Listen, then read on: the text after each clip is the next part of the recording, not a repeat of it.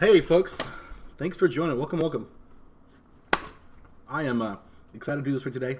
I am going to do this, walk through this guide that I have put together and clips that I've fabricated and made to kind of show off my understanding of my ideas about how neutral works, what it is, what the game plans are, and specifically for Bridget. Right? I think we're good to get rolling. So I'm going to be talking today mostly about the neutral game. You see it's in red there because that's the biggest, fattest section. In order to really talk about optimizations, I really do want to give some specific examples on movement and options and the like, and then same thing for some of the advanced inputs and the like. So later when I'm talking about strategy and goals and tools and stuff, I can just kind of move along and go through all those clips without having to explain any of the technical intricacies of those clips besides what's interesting in the clip itself. Let's kick it off. Why am I doing this at all? So I think people remember I did a combo video maybe a month and a half, 2 months ago. It was a great project. It was awesome. It was a good time for me to put the love into +R and all the ideas that I had. And at the exact same time, Kratos, the EU Bridget player, very nice guy, very strong, made a fantastic beginner guide. So I super recommend you all, especially if you're new to Bridget, check it out. It's all the generic content you need to know to get started and what's meaningful and what's valuable and the like. Well, it's kind of inspiring, right? Like I got done doing a video project on combo video stuff, and it was great seeing a different video project and beginner guide. So I, really thought about how could I continue that, and so it didn't really feel like doing some kind of intermediate guide or advanced overall guide, but I definitely feel like a neutral guide is a strong value that I can bring, which is great, and that's so definitely took inspiration from Kratos, so thank you. Next was, following up on the idea of the beginner guide. We hear a lot of people like saying strength of characters, right? Like Potemkin's a good grappler, for example. Well, especially new players, especially myself. Like Bridget's good at neutral, right? What does that actually translate to in a match? Like, how can I use that as a way to meaningfully make decisions or meaningfully do anything? New players just don't know enough at the time, right? And frankly, I didn't when I started playing Bridget. So it took me many, many years to kind of figure this shit out. And so I'm happy to package it up in a bow for everybody and hopefully make it digestible. And the last reason is just because I think it's great to document your own biases. I mean, by that I mean I have an opinion. I think opinions are good.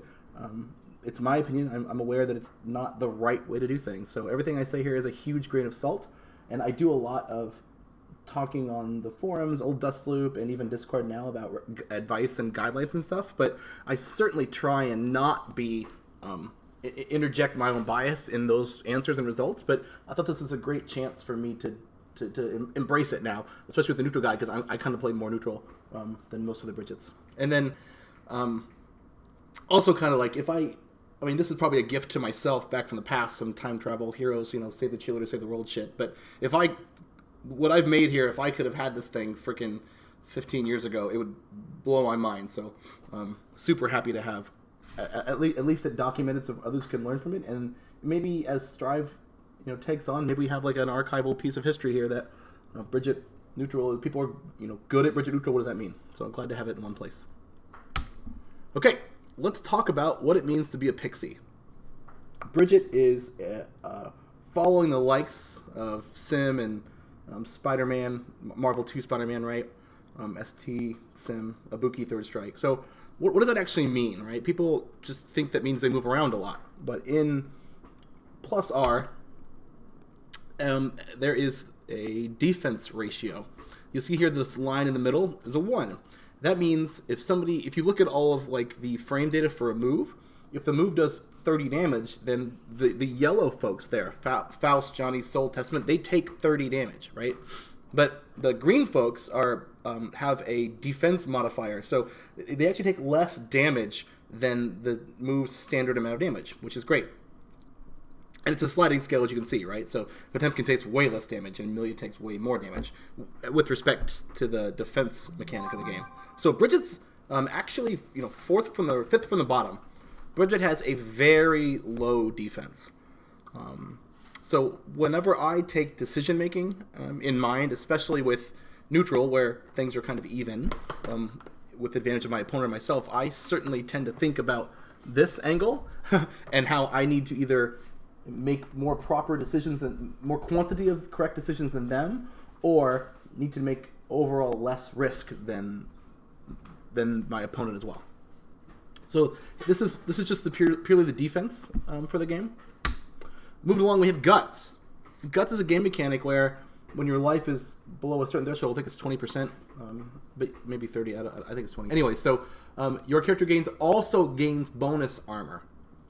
So I just want to call out that the 4 characters on the right, ABA, Robokai, Faust, Eddie, Bridget, they do not even get this game mechanic.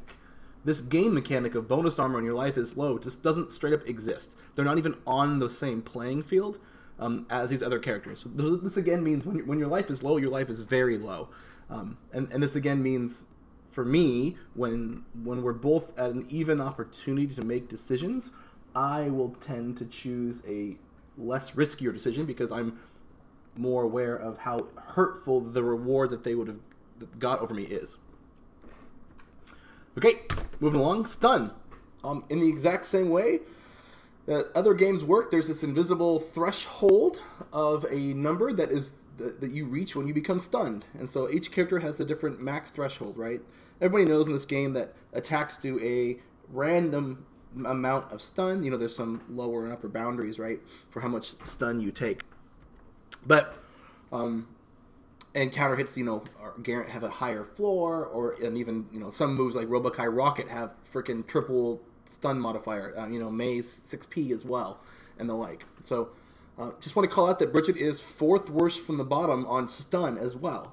So when again you're in neutral and you make a decision to take on some risk, if that risk gets you counter hit, you are also way more likely to lose the match and die as a result of that over, say, Potemkin, ABA, or whatnot.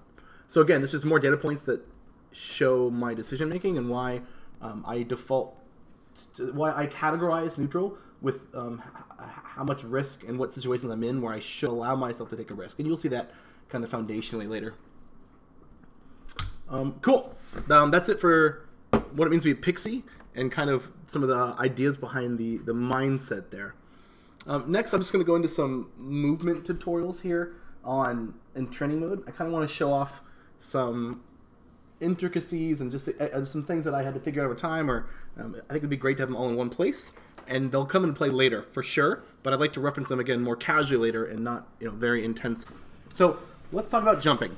Let's talk about what options that enables you to do, how that limits you, and the like. So there's already some of the stuff in the beginner guide, so I'm not going to go over all the basic stuff so hard. I'm definitely going to move over to more interesting things. So super jump. If you super jump, you do not have a double jump. We all see that. I'm pressing up, and you should see on the stream pressing up. If you super jump, you do have an air dash. I think an important thing to know about Bridget's super jump is it's pretty low compared to other characters' super jump, especially relative to Bridget's normal jump. You'll see here my head when I normal jump, and then doesn't really go that much higher when I super jump. But what I do is limit myself a vertical space from the second double jump. So, in general, when is super jump useful? I find super jump useful if you need to get to a vertical space very fast. So, if an enemy is jumping and you want to air throw them, I think super jump is a good time to use it because you'll get there quicker, and it's a good reflex to have. Additionally, if you're trying to, say, get out of the corner with all the yo-yo mechanic stuff, I find super jump good because you can reach the apex of the first super jump, and then you still have your air dash like you're doing to get out of the corner. Otherwise, outside of that, I don't quite find super jump the most useful, especially because it limits your double jump options. Something that took me too long to learn, and I'll share as well, is there's a common trope, which is whenever you take any kind of stun in the air, hit stun or block stun or anything like that, it resets your jump options. Well, resets kind of implies that it gives you what you had in the first place, but that's not the holistic view of it, right? So if I actually super jump and get hit, I don't know. Let's make the enemy do an uppercut or something. I don't know. If I get hit or block or whatnot, then I actually get all of the jump options, max jump options, even if I didn't have them in the first place.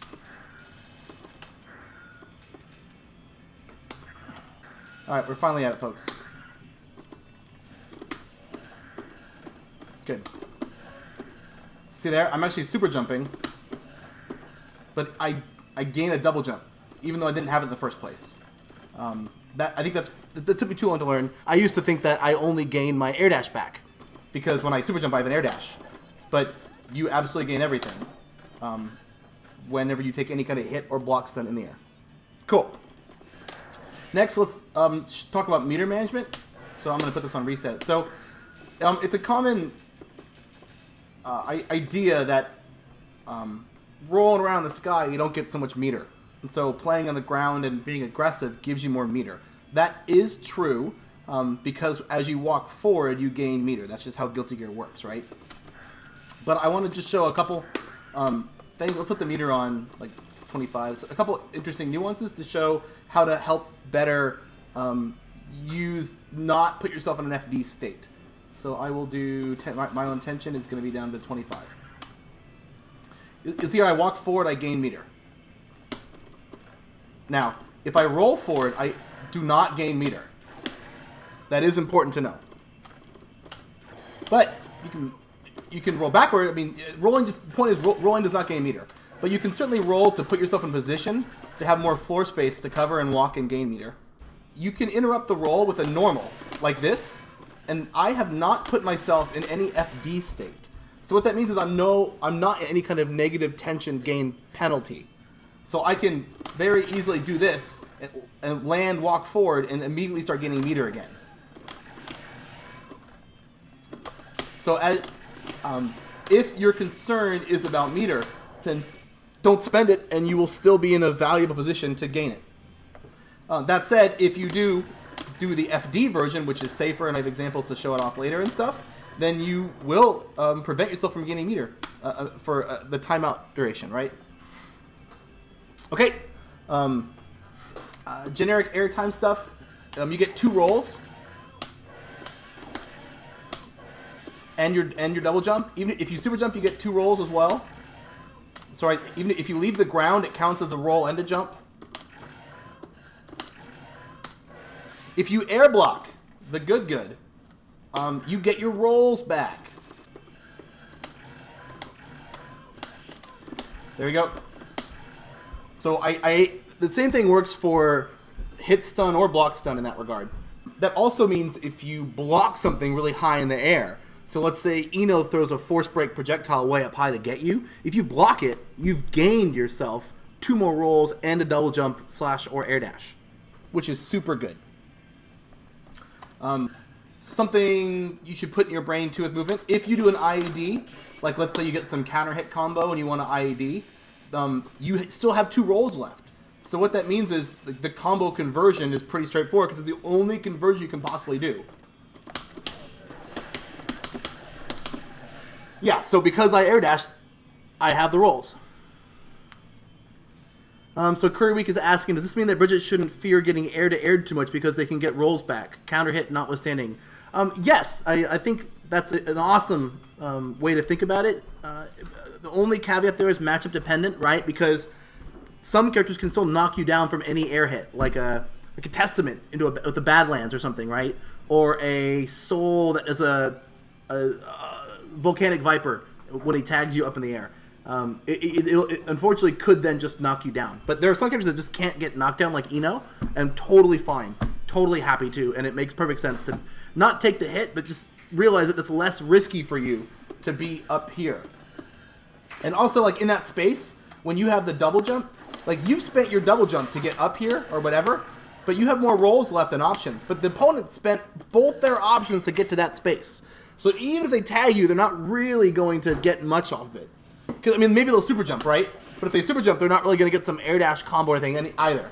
So it's not like the opponent gets the most meaningful conversions. Okay, a couple more things. We all know when you're rolling, you can't block. So I could get tagged and hit right there, right? Once you pass the yo-yo, you're done rolling. So as soon as you pass the yo-yo, you can block. So if you don't want to spend the meter on the FD to get the block, you can also just consider that if you're not at a risk, just pass the yo-yo. And then you can do all your normal options. You can jump and whatever, right? So you can even backdash. You're free to act once you pass it. Meaning you're also free to block. Very important, because blocking in the air is very good. Okay, also a tactic as well is you can kind of hang time and get more air time by when you pass it, setting it again. Like if I'm gonna roll again anyways, I could also just grab it, set it, roll, and I'll hang a little longer in the air. So as you grab it and pass through it, you will recapture it, and that takes some stall time to do those animations, which is good. It helps you hover longer, because a lot of people are like waiting for you to land or get a 6P or that kind of thing. So anything you can do to stall or vary your timing and be less predictable about your movement is a good thing. Okay, let's talk about covering landing. Couple things here. It is really important to not like roll and then just roll in for an attack that is essentially a jump in. Like we're not looking to make unique jump ins here. We're looking to fish for things. And I'll go into the goals later and why we're doing it. But it's a really beneficial thing to do is cover your landing by throwing like a belly flop bear. So you don't land without something in the way for the opponent to deal with. So as a final oorah, that's pretty dang good to make yourself not get anti-air. In the same way, I also like a razor bear or something as well. And you have your other and use your final jump option to jump away. Okay. Another one too is a backdash jump S. So I kind of like that to cover my landing options as well. Falling jump S at max range. It's got a good box, and it helps you land more safely because the box your vulnerable box is way behind the offensive box, which is a good thing. Okay, let's talk about some movement-wise, a couple roll combo extensions.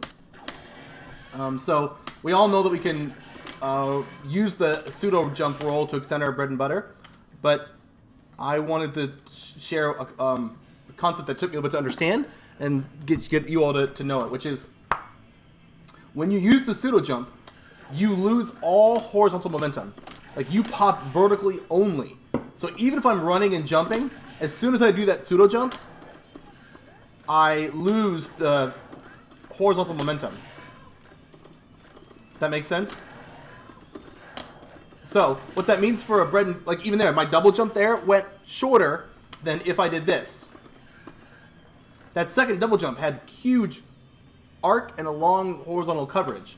But again, if I interrupt it with the vertical, it's a much shorter arc because that run momentum is left behind. So what that means for your bread and butter is if you're ever doing a running tag to do a combo, you're probably better off spending the double jump before the rolls because that way you can get more horizontal momentum and keep it.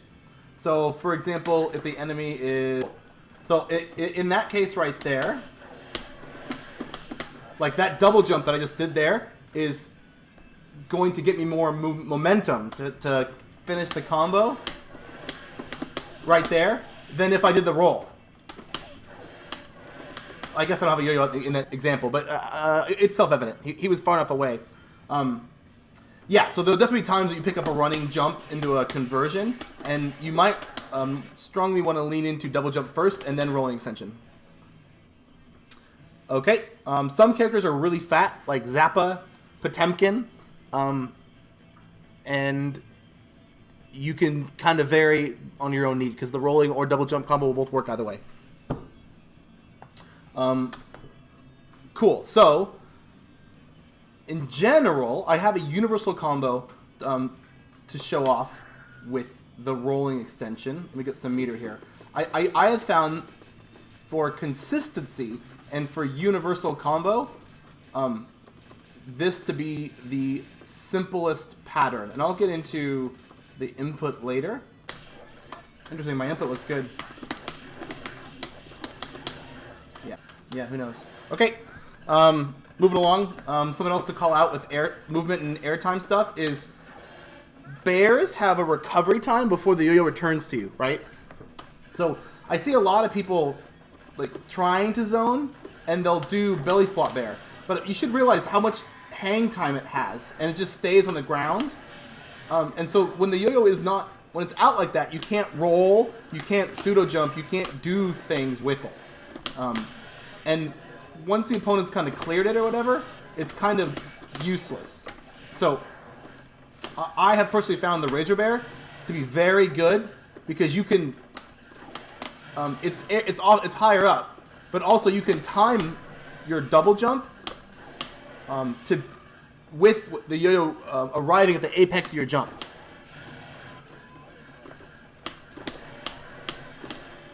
If that makes sense. So bears have a recovery, and while the bears and the yo-yo is flying back to you, you can't do much with it in the way of movement.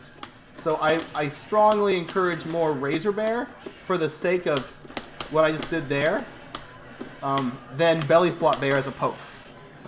With respect to positioning of the yo-yo and the movement, you want to intentionally put yourself in positions that your pokes can lead to the yo-yo conversions. So if they're standing, like it is an IAD combo. And there's all kinds of you just have to practice it, but like that's the value that the yo-yo brings you. Kerwick is asking, would Razor Bear have any noticeable drawbacks? Yeah, it has a slow startup, and also when you use it, it tends to not do a lot of damage. It's more about area denial, because you do it because you want people to jump over it, for example. Then you can air throw them or anti-air them or stuff, but it doesn't really hurt against an aerial opponent, because you don't really pick up a whole bread and butter off it when they're in the air. So it kind of has low reward if they're aerial. The ground's good though. You can run in and get a whole combo. But if they're jumping, it's not the most damaging. It's a control tool more than a damage tool. But yeah, great question. Okay. So the extensions, I did it off far slash there. You also can do it off 6 slash. So,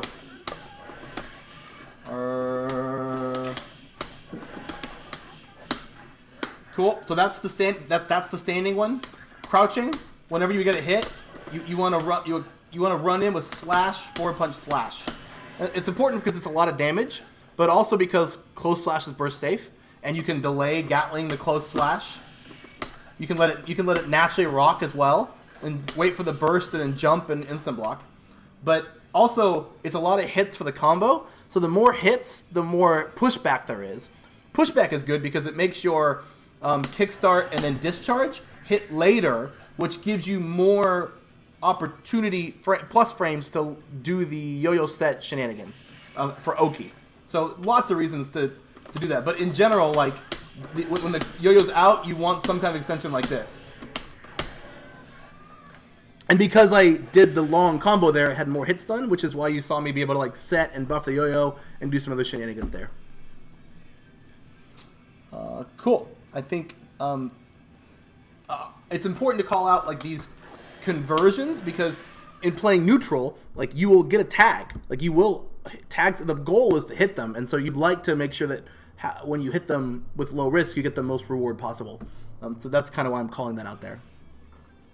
Okay, let us do some inputs before I move into the neutral, which would be great. And I'm super excited. I have freaking 50 clips or something that I made to show examples of tools you can do for your goals. So let's get some inputs going. Stream should have the stick showing here. The game has inputs going on too, and I'm going to overly explain the inputs here. So please ask questions, and if you can't do it, now's the time to ask, and we can make sure you can. So let's first talk about the roll jump. So, Yoyo's out. The special move is Kotosugo back kick. You'll see here that on the screen I'm doing Kotosugo back kick and I'm holding kick, and I'm holding back. If you do that and then also tap the punch, you'll get an FD. And if you tap the punch fast enough, oh, I'm like looking at the stream trying to do stuff. Oh, I'm at a meter. Haha. Tension. Then that's how you do the tension infinity. So personally, I do the same input as the normal as a normal. So you can also do Kotosugo back kick without holding back. And as long as you plink or roll, like do the kick then the punch fast enough, you'll get the popping jump P, the pseudo jump. So that I like to Kotosugo back hold and then do the same input here if I want the FD, or Kotosugo back let go, same input if I want the jump P pop. And that's my way that I do it at neutral. It's different in a combo. Okay. It's important to talk about rolling and then leaving the roll.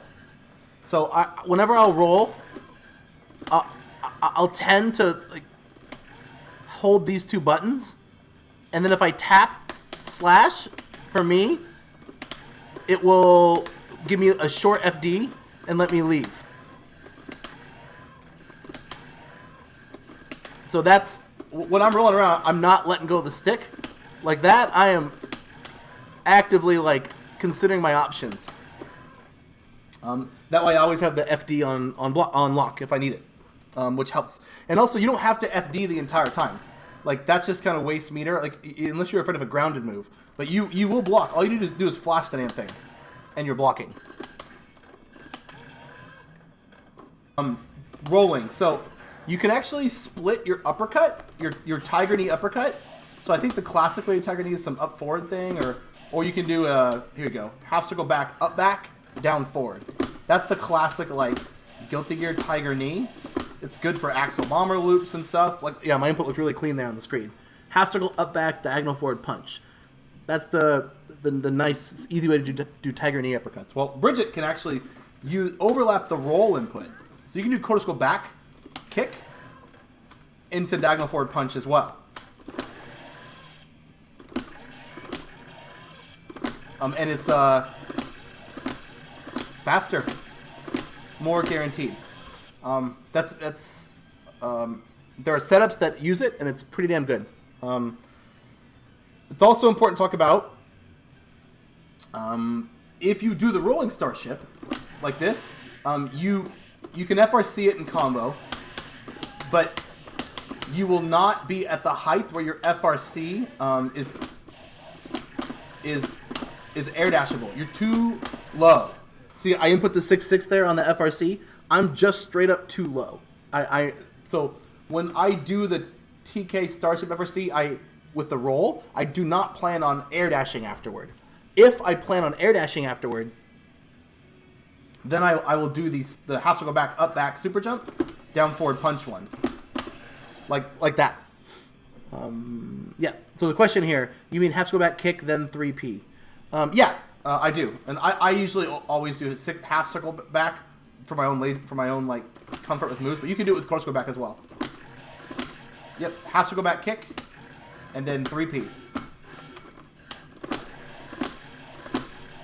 Cool. It's also important, like, if Yoyo's buffered, that will work as well. Same input. So that's the real secret sauce why it's good to do the low uppercut, because it's throw invulnerable, and you can negative edge the thing. Kyle's asking, Kotosugo back then 3P does not input a DP. No. Oh, you're right. Sorry. Yes, it's always half circle back. Yep. Yeah. You're right. It's not Kotosugo back. It's always half circle back. You're correct. Because you need the down forward or the forward. Okay. the input I do for the combo extension. So if you see there, I did quarter scroll back, kick, and then I kind of hold the diagonal. So I'll do the roll, and it's just a timing thing. But I just hold the diagonal and press S, and that will give me the jumping 2S after the roll. So I use the input buffer and the hit stun to like buffer the quarter scroll back. Like I do the quarter scroll back kick, and the move still hasn't even like finished on the animation to like hit stop and stuff. So then I kind of built the comfortable timing to do the 2S after I know that I'm special canceled into the roll already. But that is how I do the rolling 2S. It took me a while. Yep, there it is. Okay. Let's talk about hard/buffer plus roll. So the thing, if you're buffering the yo-yo and you do quarter scroll back kick, you'll get FD. Not good. Because it's an FD, right? So, two tricks you can do. You'll either do quarter scroll back, you'll lean on the input buffer to do quarter scroll back, let go, and go back to neutral, and then do kick.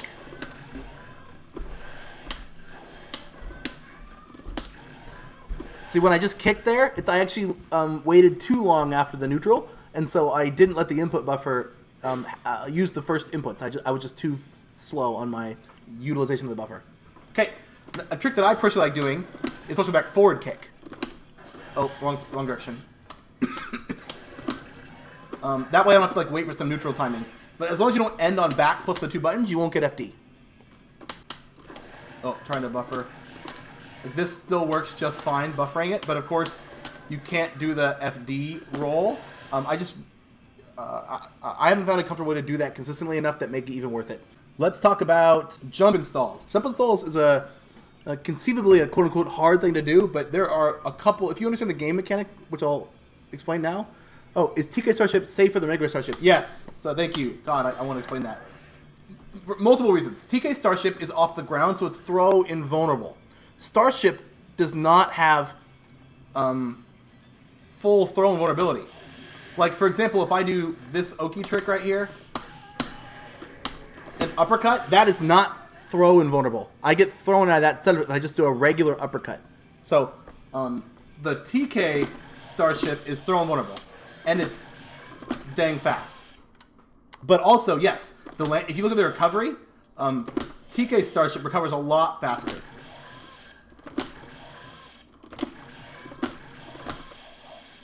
Yep, so it's just a lot safer of a poke. Not a poke, but a defensive mechanism to use. And it's a much better throw bait. Like, kind of thing. Because people get thrown on wake up all the freaking time there. Jump installs.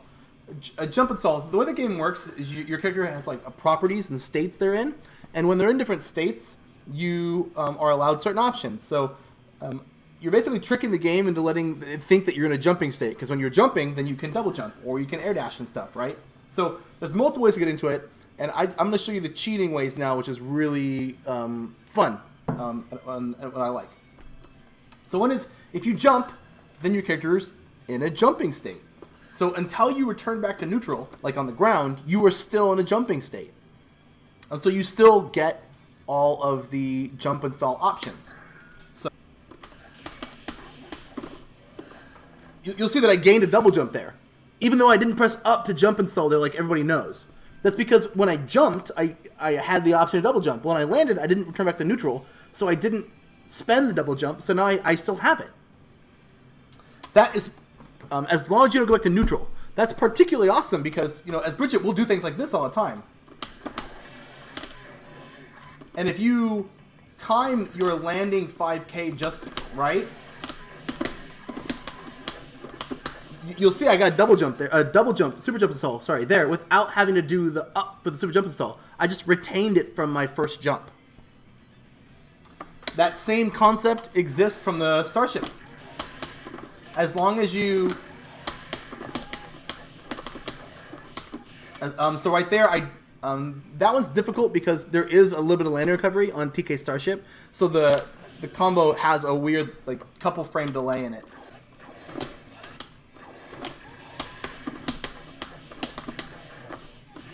Yeah, so I'm inputting jump there and I'm not getting it, which means I'm letting my character go back to neutral for some amount of time, you know, a frame or whatever. As long as you do the first frame normal when you land, I'll just try and get the super jump. I'm not going with a combo.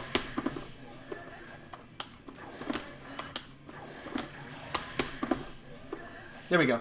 Yeah, so you'll see there that I actually got a double jump off.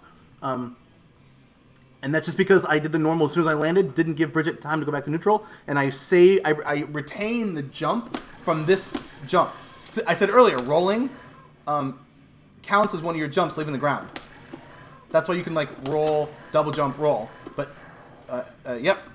And so when I do this motion here, I retain the abilities to air dash and double jump, even if I land. Another easy jump install that I found, that I find useful on a bad connection or whatever when I was learning, is close slash, up plus slash. For some reason, like, it's hard to make that one jump and fuck it up. Like, I normally, like, if I'm doing, like, you know, kick up 6 slash, like you just saw there, like, sometimes I'll jump and then I'll miss my jump install. You know, the classic way. But if I'm doing it from close slash to up slash to 6 slash, I don't know what happens with the hit stop or something, but man, I've like never jump canceled that move. So I just literally do plus, like simultaneous input, up plus slash. So slash, up plus slash, 6 slash. So for a bread and butter, you know, like that will give you a jump install as well. It's a nice cheater method, and under certain combo conditions, it's great. It works, and it's just flipping fine. The classic way to do it, kick up 6S. That's what you read about, and there's no shortcut there. You just gotta practice it. That's just like bread and butter stuff, and it takes work. There is one more that I want to talk about, which is quite difficult, and I don't do it often, and I more than not mess it up when I even try it.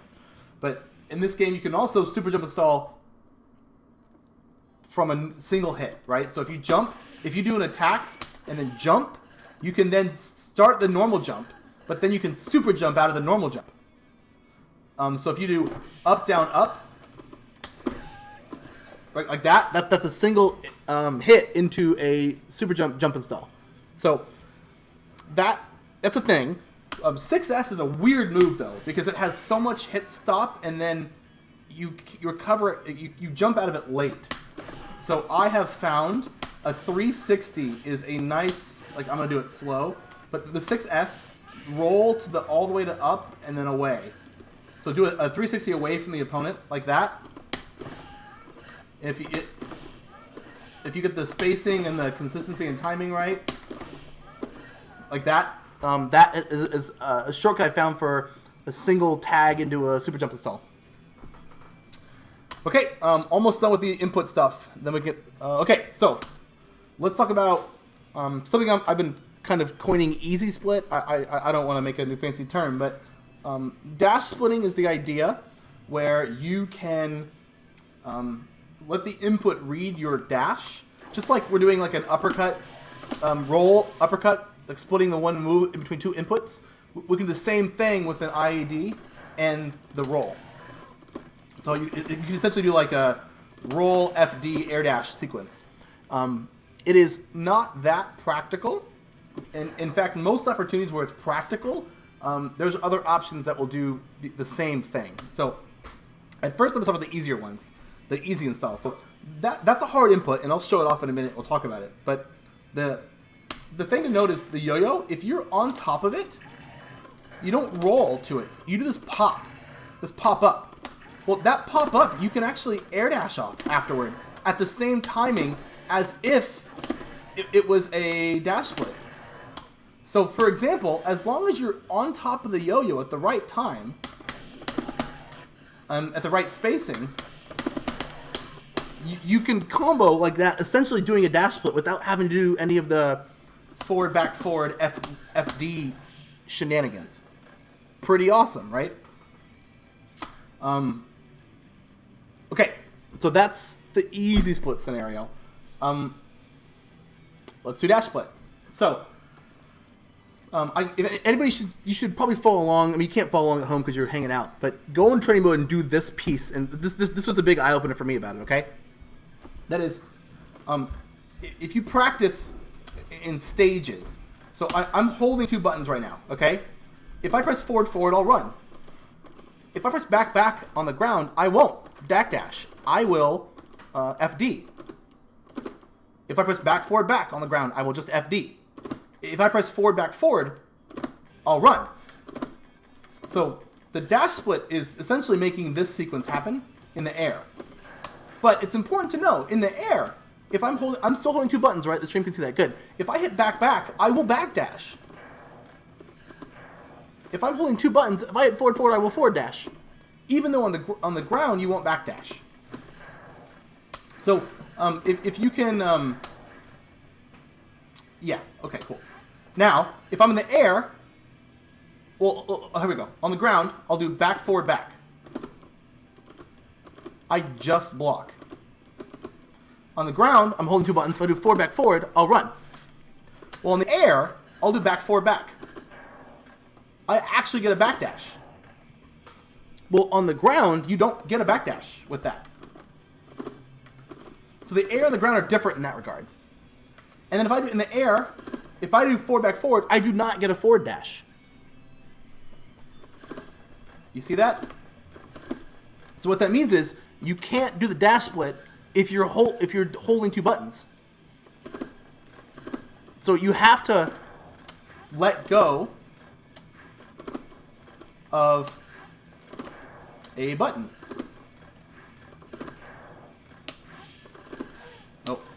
To make the air dash actually possible.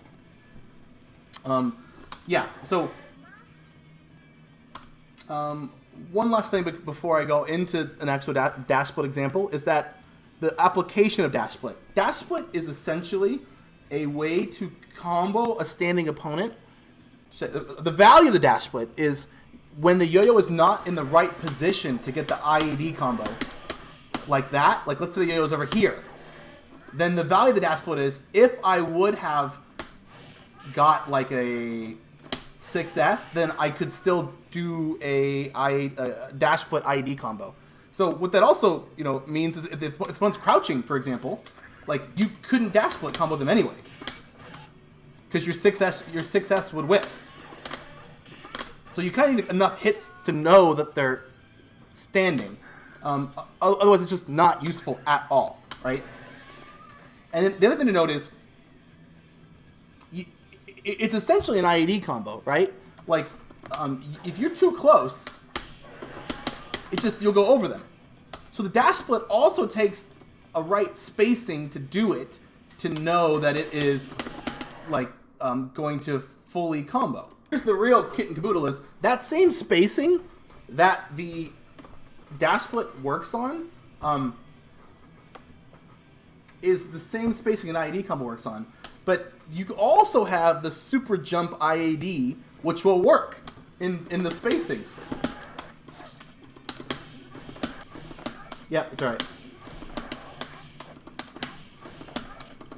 I think this is also an important example of something to talk about, and that is, I'll make that rant next, which is a really good. So my input could have been the same in multiple places there, but because my spacing was different, it's just not the proper input for the spacing. So like with Bridget's sweep, we all know Bridget's sweep has multiple like FRC timings. But so if you're super close, there's a huge delay. But if you're really far away, it's on the hit. That is just a completely different timing. So it's essentially a completely different FRC. So what I'm going to say is, if I treated the far 2D FRC with the same timing as the close run, then I would just straight never succeed, because I'm way too late. So in that same way, these advanced inputs like dash splitting, you want to be at a consistent spacing when you practice it, and that's probably the only realistic spacing you're going to hit these things in matches.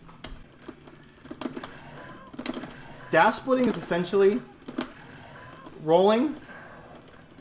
I like to roll with forward and kick. Hold the kick. Tap back and slash to FD. And then tap forward again to do the forward for the roll.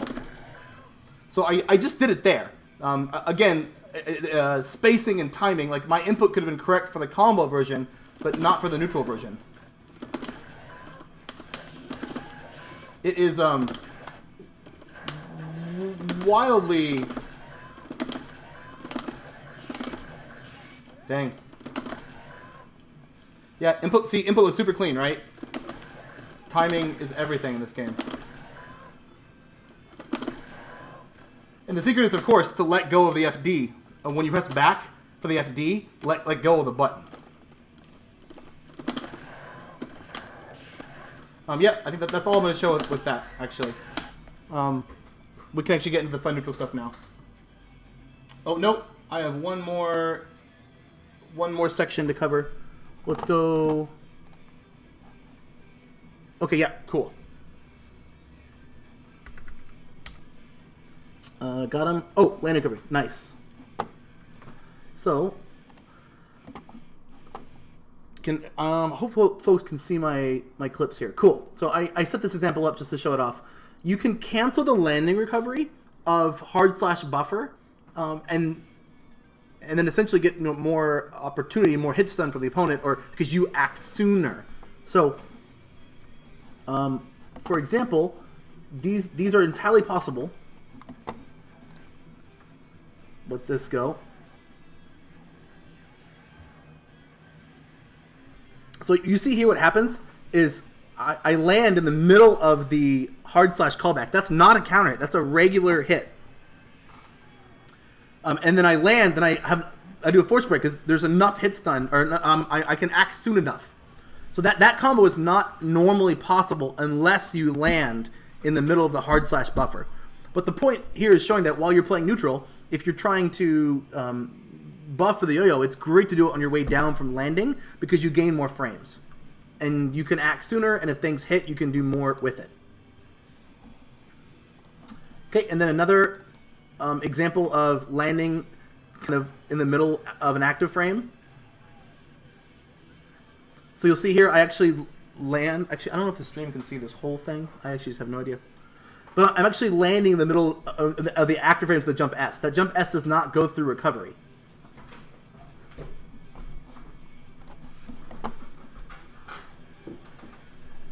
And max range jump S is a wonderful tool. And here in this example clip I made, just like earlier, I pick up the combo with a running jump punch.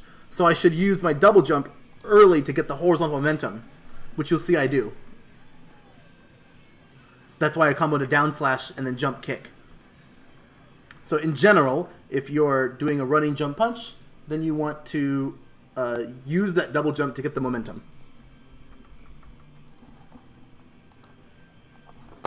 Okay, sick. Let's super fast talk about training mode stuff that I want to show off and how to practice this stuff with Bridget, the neutral game. I'm going to go back to the game view here. When I'm in training mode, I absolutely make the opponent on jump the entire time. A lot of the pickups and conversions and stuff you do are against like an air-to-air opponent or something odd, right? So it is... I also put on counter hit as well. And this is kind of the game that I play that I would recommend folks if they want to get better at their neutral conversions to do. Is I will throw the yo-yo in a direction and then roll to it and then hit a jump S. And wherever the S hits them, I'll try and pick up the maximum roll damage I can pick up from it. And that way it's abstract combo that you're practicing because you'll kind of always do different spacings. Yeah, so that's kind of how I do the training mode. Another thing is important for training mode, and this one took me forever to figure out, but that is You got to think about the situation your attacks are going to land, and that's how you should practice them. So, for example, if newer players want to practice Starship FRC, like you can't just go to the opponent and do Starship FRC. You got to turn them on counter hit, because in a match you're never really going to hit a Starship that's not a counter hit, and like the hit stop is wildly different on hits on counter hit or not. Like this is a more reasonable situation that you'll hit a Starship. Yeah, so that's okay. And then the very last trick in training mode, I want to just to practice this stuff to show off is it's kind of an old trick we used to do to like understand frame data. But if you put the opponent on jump and you hit them on the ground, and then you both hold jump when you recover, it lets you see how plus you are, like how. Oh, I hit my like Steam button. Sorry. So I have a counter hit on, so it's a lot of plus. We'll turn counter hit off. But for example, if I'm gonna do something like this, I'm gonna hold jump. You see, he actually recovers before me. So the forward set has lots of recovery. Back set, almost the same time. Upset, almost the same time. So if you ever want to know like how much wiggle room you have in your setups, or you're putting the opponent on jump is great. And then the last thing is practicing meaties as well. If the opponent's on jump, it helps you practice, because Guilty Gear's got variable wake up times on the cast, right? So if I just make him sweep and run up and kick him, like, oh cool, I got my meaty, but you don't know if you get your meaty or not. If you put the opponent on jump always, then you'll tag him or he'll miss. I'll do it just like a wee bit later here, and you'll see. Like that, if I had him on standing and crouching, I would have assumed I got the meaty timing proper there. But it's pretty important to put him on jump, because then all your combos should be against like a standing opponent when they're jumping. Cool. That was some training mode stuff I want to cover that helps me kind of manage reproducing neutral stuff and making stuff more applicable with what I'm sharing. I am presenting and my OBS is showing. Perfect. Okay.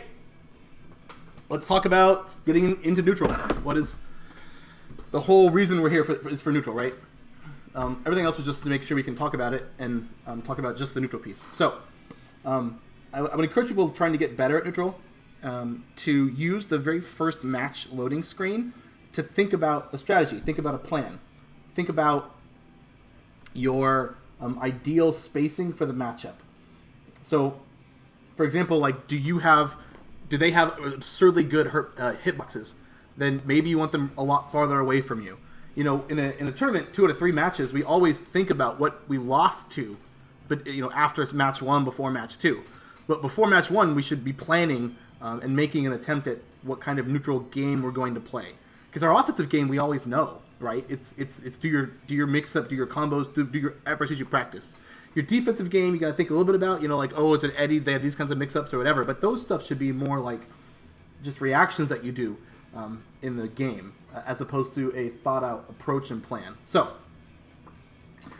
huge grain of salt here, though, which is the ideal spacing. I'm assuming both players are of high-level skill and the like, right? Like, if you're new and you're fighting somebody who's not that experienced with the game, maybe you don't need to fight them full screen because they don't even know how to deal with your mid-range pokes, right? But good players can certainly, experienced players have dealt with those normals for so long that they're not scared of them. So you probably want to really consider your opponent and the skill level, what you're playing, and the like. So yeah, just the high level, it's like, can they kill you and like dizzy you in one counter combo? Basically, if they can counter hit you one time, like Robokai or Mei, and you're dizzied, and you take 60% damage, then you take a dizzy combo, you probably don't want to play them up close. Because up close, your normals are not as good as theirs, and their boxes are just bigger, and they get more reward for just pressing buttons up close. Do they have good jump-ins? If they have really good jump-ins, then you probably don't want to be trying to 6P him all the time like Slayer. Like, your 6P doesn't always beat his jump H. You have to do it super early. And sometimes he doesn't even have time. If you do, like, 5K on block IED or something, right? Okay. Next, as far as getting better at neutral, there are a lot of habits that beginner Bridget and myself, I did this as well, got comfortable doing, and that people weren't punishing us for. So things like /set, /callback, those are absolutely get blown way up with a big bad counter hit at experienced play. So it is good to recognize what are your habits at neutral and really try and do different things and try and understand the inherent risks at what your own habits are. Because you got away with a bunch of stuff when both players were learning the game and not so good. My twin brother and I played the game, learned the game years and years and years ago, right? So I definitely would do things like at neutral, hard /set 6, throw a yo-yo forward, and then make a punch bear. Like, that if you don't have much of experience in the game, that just feels super strong. But if you have any amount of understanding that you can counter hit from far away or barrel ladder and punish the startup of that, then so just avoid the comfort zones in that regard. Also because these patterns, like pattern play, are how grapplers and good players read you. And they'll let you get comfortable in a pattern, and then they'll bop you for it. We're a pixie, so if they catch us once, we tend to almost die. Okay. Lastly, the clock. The clock is what people think about is neutral. The clock is good, yes, but the clock is really only effective in matchups that are far away and full screen matchups. Even matchups that are like mid-range matchups, the clock doesn't really come to play. If I'm fighting like Soul or Kai or something, right? Like, if we both happen to be playing that round very safe and very reserved, then the clock will go down, which is good. And then when the clock goes down, it puts more pressure on them to come at you. Or whomever has the life lead gets more value from the clock. So just because you can use the clock doesn't mean you have to, by any means. Please punish your opponent, bait them into doing silly things and air throw them and these kinds of things that make neutral good. But the clock is not like, I gotta use the clock or I gotta time people out. It is certainly a way more effective tool in far range matchup. This is how I've kind of framed it out. I have neutral in ranges. It's mid-range with close range with far range. And then options and goals that you want to do and tools how to make those happen. So the goals, in a match, are up to you. Like whatever your particular mood and goals are and what you feel like this particular opponent needs or how they're going to get bopped, right? I'll break it down with mid-range, close range, and far range. So we'll start with mid-range spacing. I define mid-range when you're kind of outside of your jab range, when you're definitely not in close range for sure, and the viewport hasn't really panned back yet. So we'll be talking for the next little bit about goals you have at that spacing and then tools you have to make those goals happen. First off, elephant in the room, far slash. Far slash is a very beginner-friendly normal. It's very visually beginner-friendly because, it pokes him from far away. This is my pokey tool. But it is certainly a bad habit to get. So I strongly believe far slash is crippling a lot of people from learning how to do better mid-range with Bridget because, frankly, it's a low-reward normal. Even on counter hit, you don't get much unless you're like really on point. If they're crouching or standing, you get skate and then punch, break, make the skate whiff, make the break, hit them for a knockdown. But in general, most people are just going to go for like a far slash into a set, which is 34 damage. And if you remember the defense modifiers, like against Potemkin, that's like 30 damage. Whereas if he did a slide head and your far slash goes right through him because he's invincible, he'll knock you down, get you in, and you're dead. Like, it's just not, the reward is super low from far slash. And the box, like you see how horizontal the screen box is here, that's your vulnerable space. Like, it's not like your other normals where the active attack box is really, really far ahead. Like, that's pretty too close for comfort for me. Cool. So, in general, I'd recommend not just crutching on that and trying to let it go. And I'm going to show you lots of better options. Okay. So first we're going to start at mid-range when we're at neutral, but we are in disadvantage. So what does it mean to be at disadvantage? So in this example, Kai has hit me with the fireball, and I'm recovering from the fireball. He can't combo me anymore. He's not ever seeing this. I'm not eating any kind of combo. But, I'm relatively on the defensive positioning at neutral.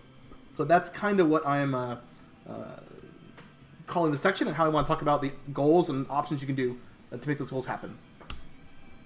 Another way when you're disadvantaged at neutral, right, is when you're cornered.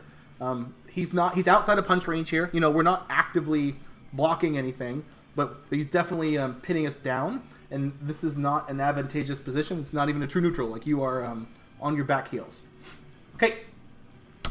So overall, the main goal in this position is to change your game state, right? You are in a high risk game state. You are not looking to get damage. Like, if your goal is getting damaged, and if you're in that position of the game, then you are probably wrongfully thinking about pressing buttons when you're at negative frames, which is, as a pixie, probably just a really big red flag that you maybe shouldn't be playing a pixie, or maybe should be reevaluating how you're making decisions.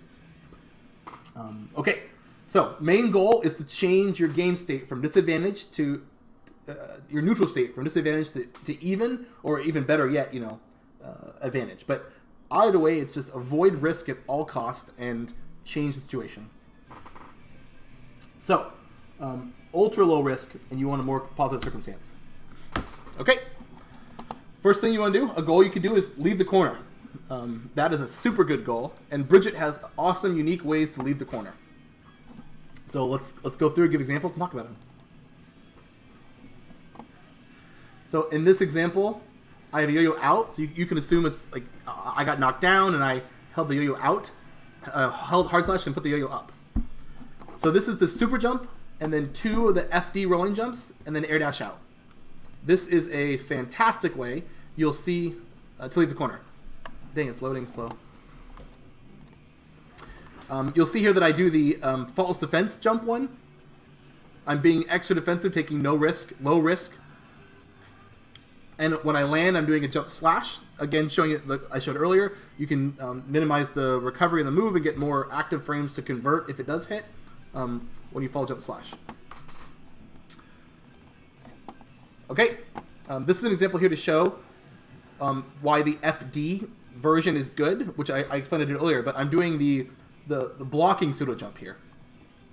You'll see that some characters can just tag you. They can jump and tag you for it. But because I did the FD version, I insta-block it. And because I blocked in the air, I get more options. So you'll see I did 1 pseudo jump blocked, then 2 more pseudo jumps. In this next example, you'll see what happens when I do the same thing with the punch attack version, with the punch pseudo jump. You get bopped. So if you're trying to get out of the corner or do some kind of defensive leave the positioning play, you'll want to do the FD version.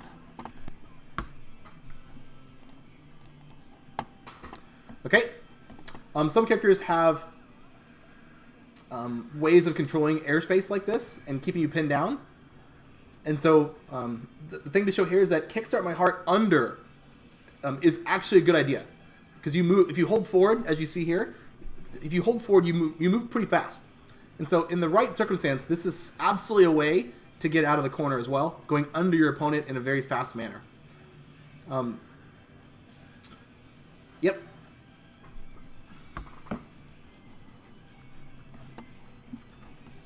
Okay, more leaving the corner.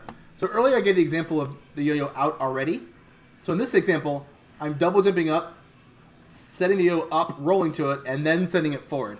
The nice thing about that forward set is that I did it when I was really, really high, and they couldn't really get to me. But this is the pattern I do when I'm trying to leave the corner, and I don't have the yo-yo out already. Expend the double jump to get high, set the yo-yo, and then roll to it.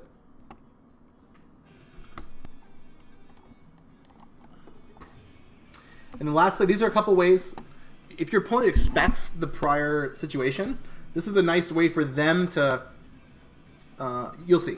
So the opponent knows you're going to roll over like that. They'll tend to back up because they want to meet you when you land. So super jump up, and you can call the bear and cover your space when you land. And I think I had these out of sequence, sorry. But this also like gives you breathing room in the corner. And hopefully they also might back up to try and meet you where you land. But you'll see there you also get your air dash. So if they block the bear, you can air dash between the hits, and you can do some advantageous positioning from there. Be wary that like good players will backdash, backdash, backdash, and want to meet you after you air dash over. So in those situations, it's like when I'm doing my pseudo jumps and gaining height, if I see them backdashing, I just don't air dash. You can do a racer bear and land, and then you have breathing room. Walk forward out of the corner. Cool. I'm gonna check back in on the stream. I have this thing, full screen on presentation mode, so I'll check back on the chat in between each one of these bullet points. Okay. Next goal, maybe when you're in a disadvantageous neutral, is make some space. Ideally, this will help you transition to true neutral. So here's a couple examples of things you can do to make space and why that's helpful for you. So you'll see here I'm blocking the far slash, and so I'm not, he's recovering and basically putting plus frames in my face. But you'll see I'm backdashing. Backdashing is one option, and up backing is another way, and FDing is another way. So as I FD, it makes more pushback, which gives you space and gives you breathing room. I personally think FD is a wonderful tool. I think blocking is a great tool in Guilty Gear. Backdashing makes good space. And then you'll see me up back here like a chicken block.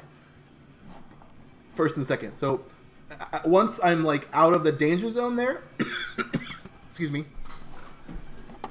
I'm no longer in this disadvantageous neutral.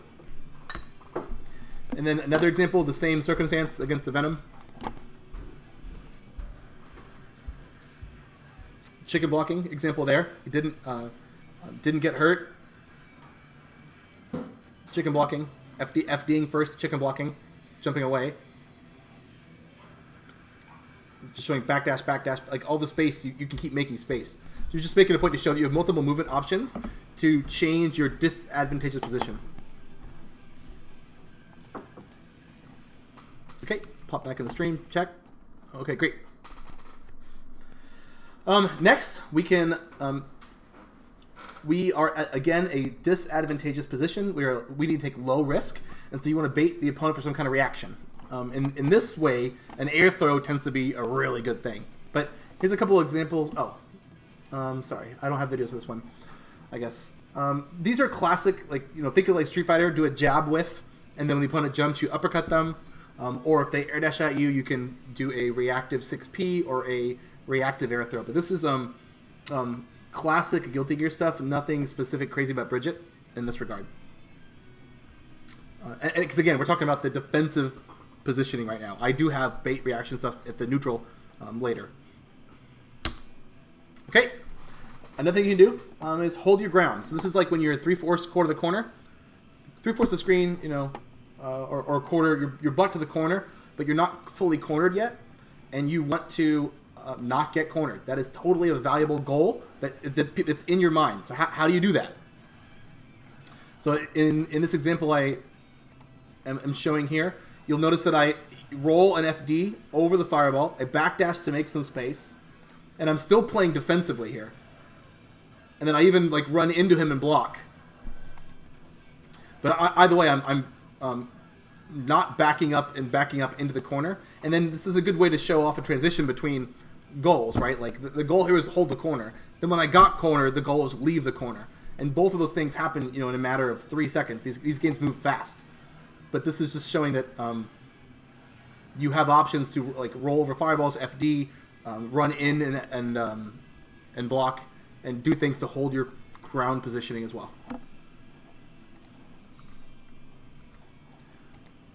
Okay. Last thing to show, which I don't think people take enough respect in, is sometimes it's not the right decision to attack. It's not the right decision to jump. It's not the right decision to do anything but wait. So in this example, I just got done recovering from a poke from Chip, right? An uppercut, a super, everything, a backdash, a jump, everything loses except blocking. So blocking is good. Being patient is good.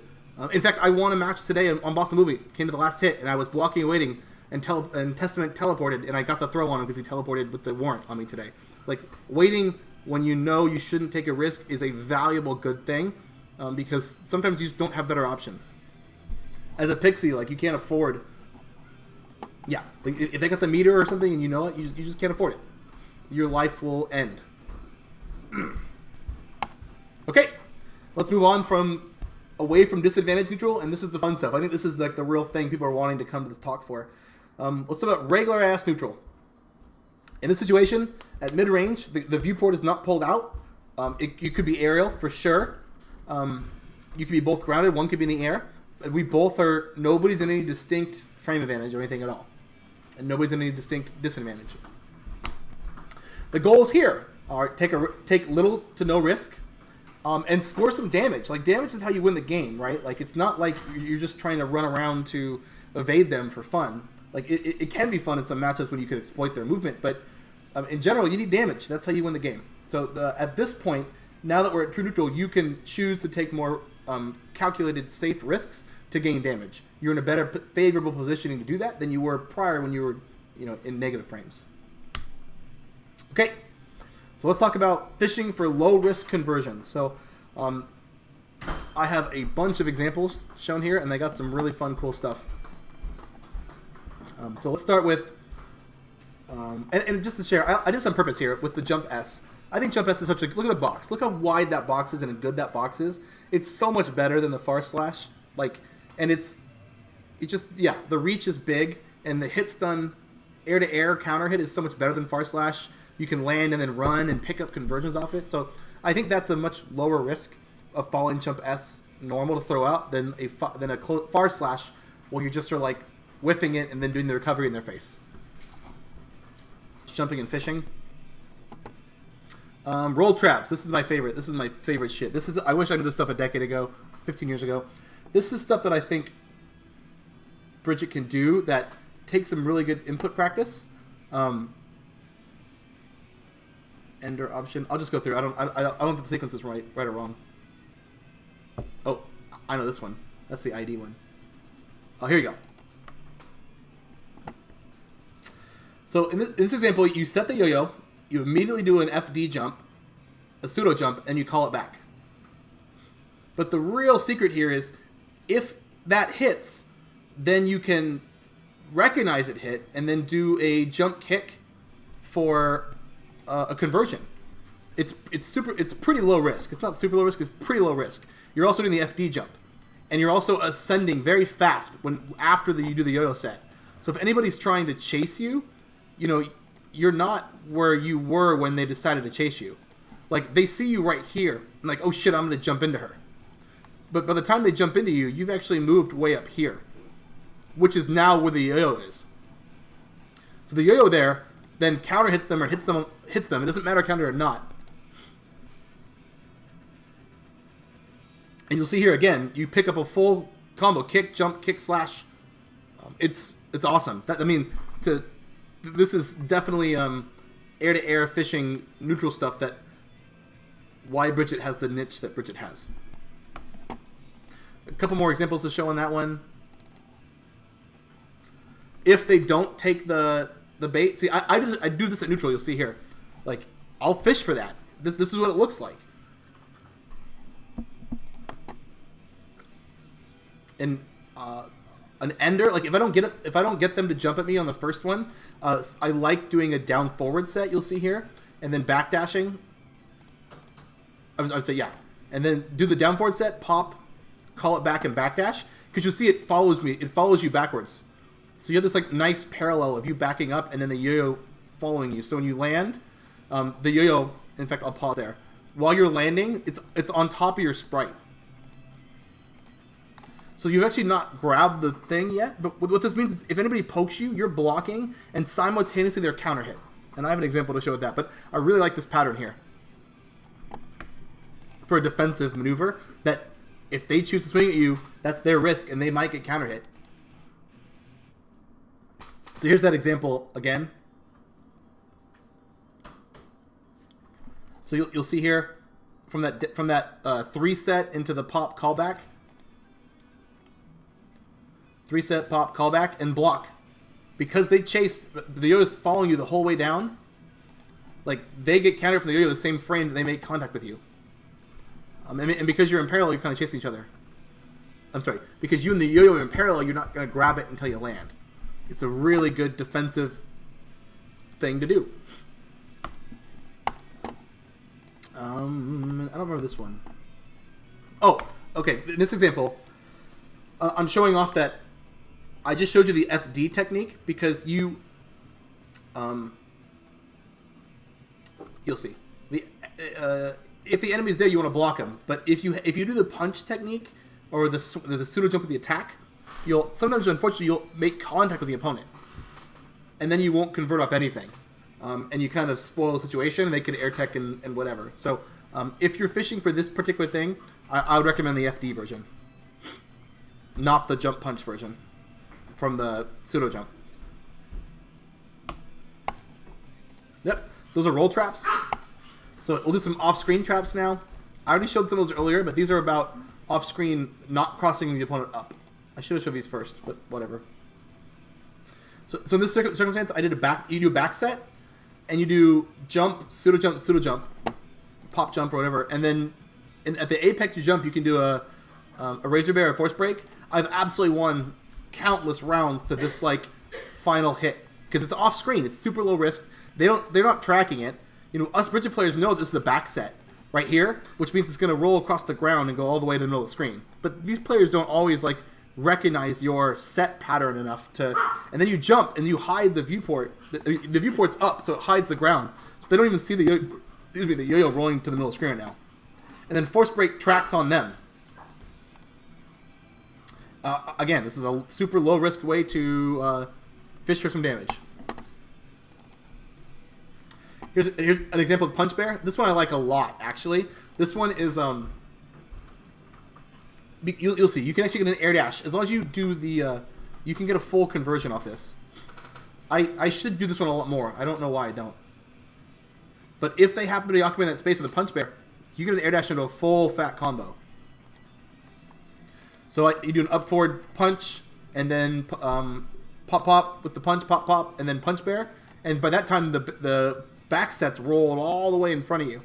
And the nice thing is for the hit confirm is you can see the wiggle hit before you even see the character on the screen. So you see it hit way before you even have to like time the air dash. And air dash for your land.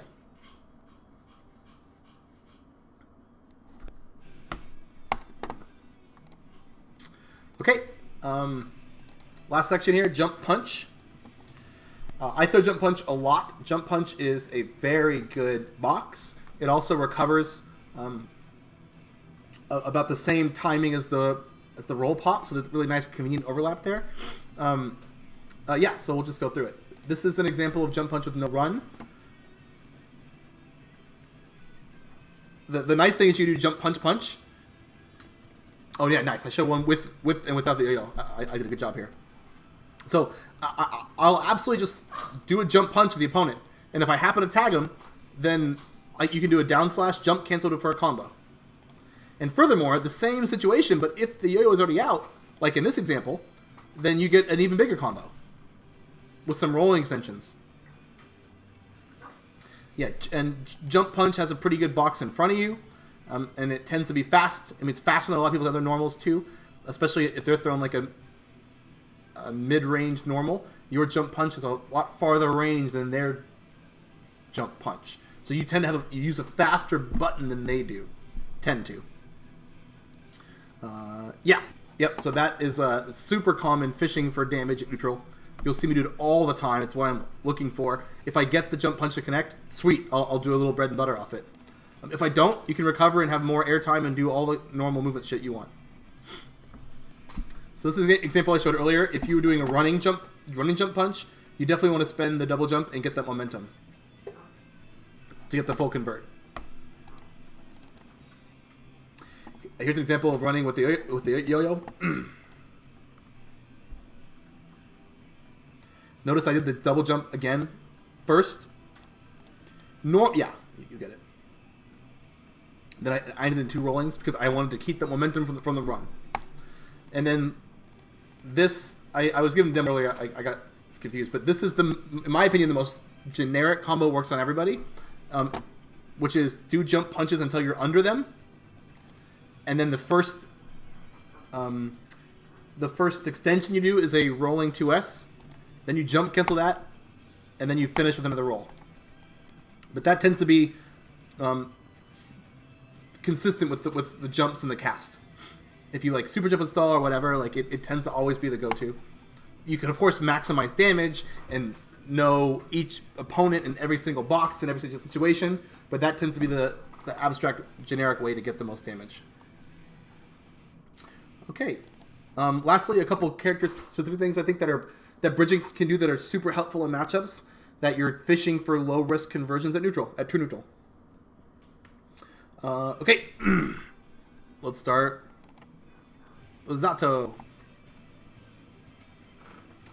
I find this to be a very favorable positioning with Zato because the Razor Bear, as you see, will kill the little Eddie.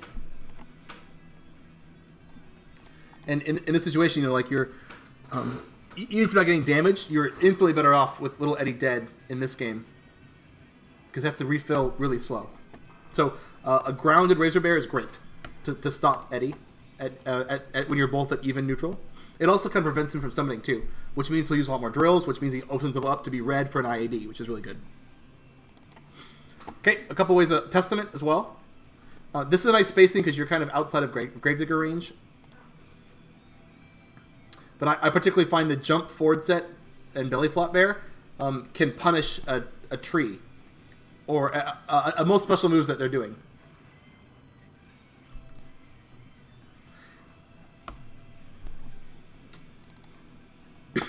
Excuse me. Again, but just a different example. That's showing that if they block it, you can also air dash in for a blockable. If they block this, boop, and still get a combo. It's important to know how far away we start this. We're starting this far away. You know, if they do beasts are all coming down here. If they do Badlands, it's not going to touch you.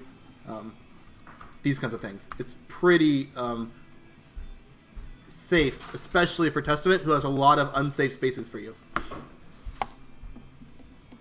Okay. Last one here is, I particularly find this pattern and this positioning useful versus Potemkin. They like to do jump S a lot. You can react and block, but it also just puts a big problem in their face when you do the down forward set and have Punch Bear on deck. Because you can pop, double jump, pop, wait, throw Punch Bear. If they want to jump slash you can insta-block and you're doing it again. I just particularly find this thing a good positioning versus Potemkin. If you have to be in mid-range. Ideally, you're finding far away. Like, the matchup I recommend is full screen, and we'll go into full screen later. But if you are mid-screen, this is how you got to do it, in my opinion. Like, I don't recommend throwing far slash, right? Because one slide head, and then you go right through him, and you're bumped. Or if he does a hammer fall early enough, you don't have time to Gatling to success. It'll punish your startup to success. These kinds of things. Okay. Jumping and crossing over. This is another. Oh, I'm gonna go look at the stream for questions. Kyle's asking, are there any key rewards that you look for in disadvantage neutral, besides resetting neutral?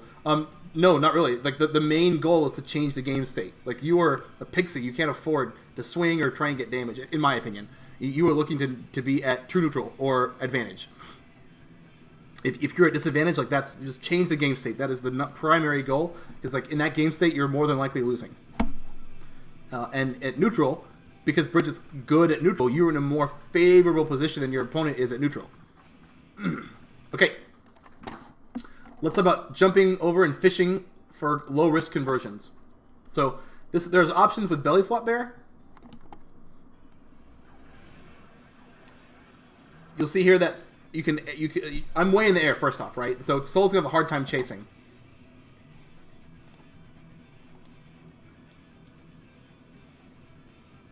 And you can air dash between the hits. And so that takes like it's low risk. It's not the biggest reward, but it's something, right? And then knockdown's huge. You can also dash early.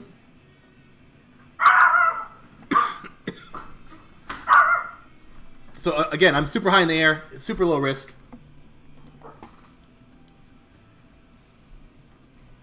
I think the belly flop air crossed them up there. That kind of stuff happens in neutral all the time.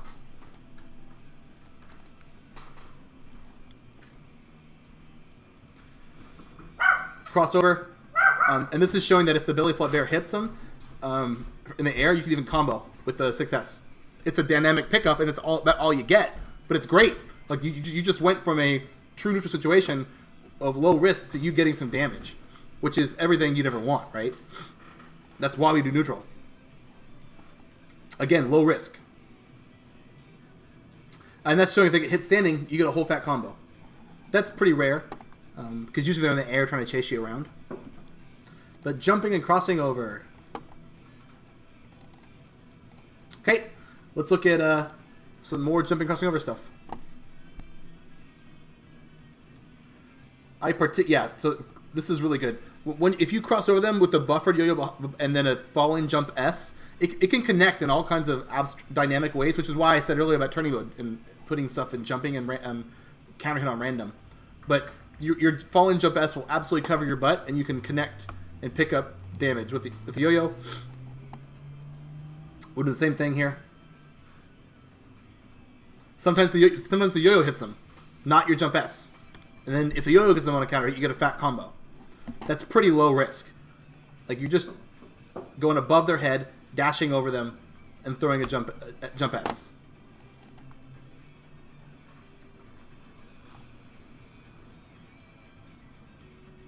Yep, and in this example, it's showing that you can hit confirm. If the yo-yo hits counter hit, if they're pretty high in the air, you got to do a jump combo.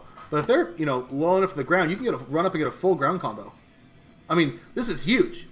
Like, as a Bridget player, like, for damage at this low risk for this kind of reward is fantastic. It's absolutely what you're looking for.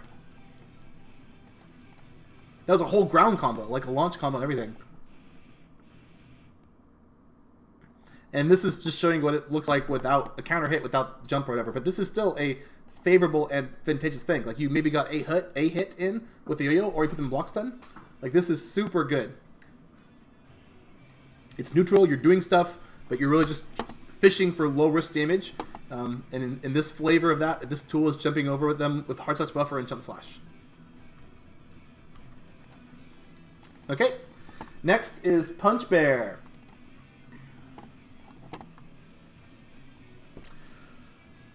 The trick here is you can input the Punch Bear as you're air dashing over them. And so it's off screen, they don't see it. But it's also, you're so high up in the air. I had fun sequence, sorry. You're so high up in the air that they can't really stop you from doing it. Like, look how high up you are when you're making the Punch Bear. And if they're on the ground, the Punch Bear hits them for a whole stagger, and you get a whole combo. And look how far away it started. This distance is good distance right here. With the running jump up forward punch. Like, the decisions that Soul's going to be making at that distance are not to try and occupy this space right now. Cool. Same thing, but this one is if they shake out, you don't get the fat combo. You can still get an air dash conversion. So depending on your own abstract understanding of distance and what happens, how far away from them you land, you can certainly do an air dash and get a combo from as well. And then this is a nice positioning again. We're like outside of anything threatening. You can react to like bandit kicks and grand vipers. Unlike if you're too close, then they just bop you because you pressed the button. Did I do this one already? I don't remember. Oh, this one's close. Yeah. This is the same thing, but showing it mid-range.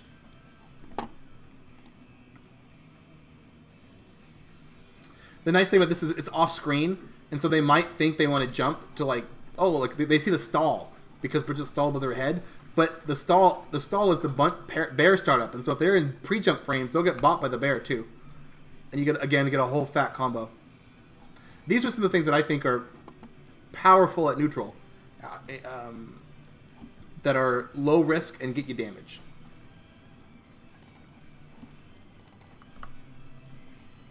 Okay, next one is Razor Bear. This is like best case scenario I showed here, but I like a down set to Razor Bear, a pop down set, air dash over, and again with that falling slash on the backside.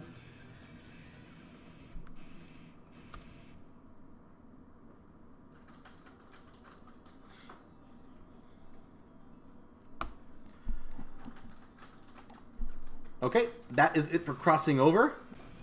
Okay, so one thing you can do to fish for damage at neutral is you can use the hard slash buffer to cover your otherwise risky options.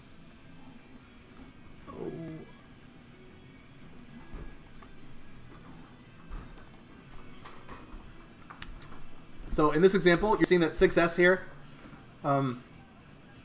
He can just punish it and bot me for setting it, for throwing it out. But if you have a yo-yo buffer, you can then negative edge and let go of it and then cover your otherwise risky options. So the yo-yo buffer is a way to make what would be considered a risky option not nearly as risky. Like, yes, in theory, they could IED or something, right? But that's good if you want them guessing. It's just, this is about staying safe.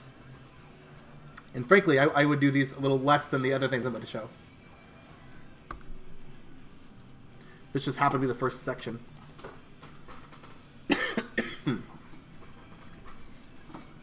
Okay, in this example, I am have the hard touch buffer to cover the situation of the recovery from the kickstart my heart. That's normally a wild move, you shouldn't throw it out. But it's cool to show that if they're crouching, you cross over them, you can still let go of the yo-yo and make that count at them for swinging to try and punish you.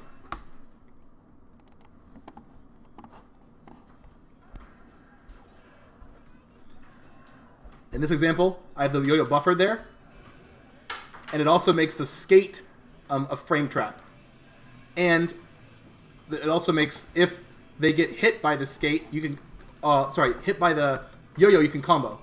The cool thing is if the skate hits them, then the yo-yo you can let go and combo. But if they block the skate, you can let go of the yo-yo and get a frame trap and still maintain positional advantage, frame trap, and you're in with advantage. Right? You just change your game state.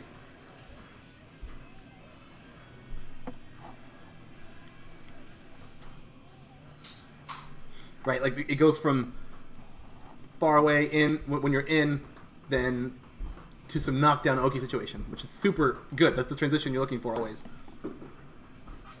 This is another example of using hard touch buffer to cover. You'll see here he FD'd because it's grounded move, but you'll see I can let go of the yo-yo and then prevent them from punishing you. In fact, if they try and punish you, you get a whole fat combo.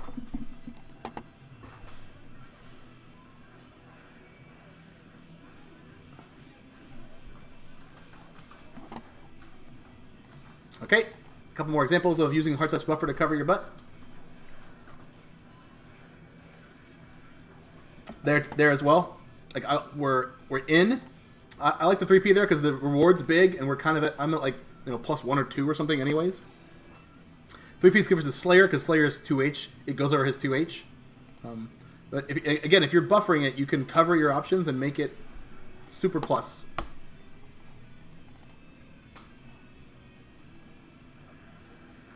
I see a lot of folks using Kickstart. They like using Kickstart in like beginner tournaments and stuff. Yeah, so this is what I was saying earlier. If you have the yo-yo buffered, you can hit confirm situation and then still maintain advantage. You're not, because it's punishable on block, right?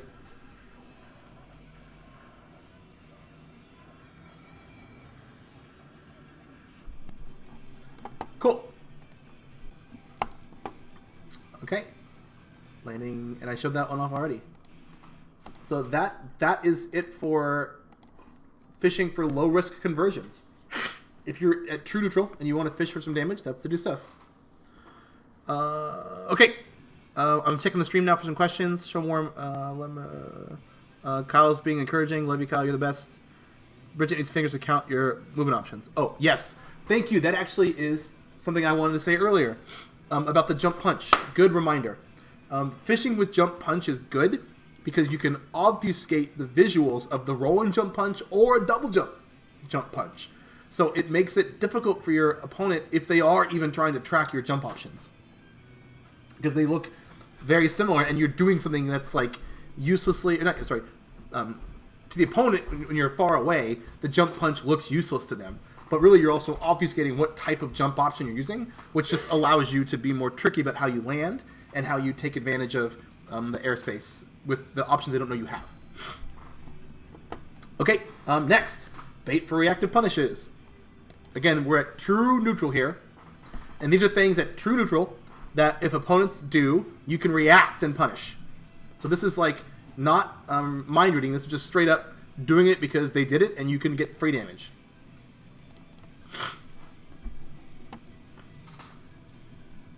Dizzy's far ice spike, you get running IED. And you get a straight punish Dizzy's far ice spike. This is kind complete reaction. There's no, like, yeah. There's no guessing here at all.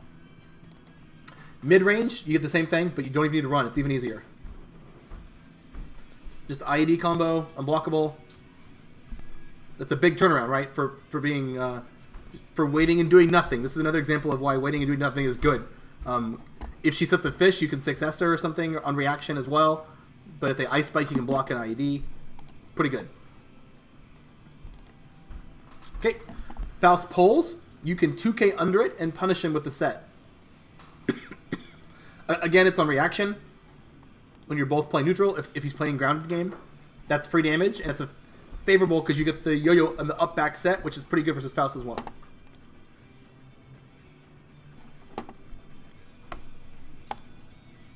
Okay, I think I'll go through a couple more character-specific ones, and then I have the real good generic one too. So Soul's Fireball. If he throws a full-screen Fireball, he's in counter-it state, and you straight up get an IED 2S at him on reaction. Super strong.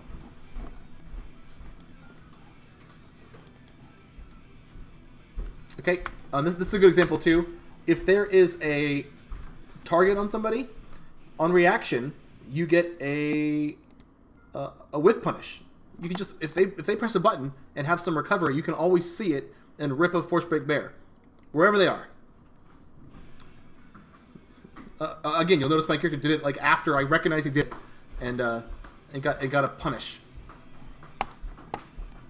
These next two are more like generic Guilty Gear ones, which you should probably find yourself doing the most out of all of this section. And this one is letting somebody spend their double jump so you can punish their movement. So here you'll see like a Razor Bear, and you recognize like, oh shit, they use the double jump. Like the combo afterwards fancy and unnecessary.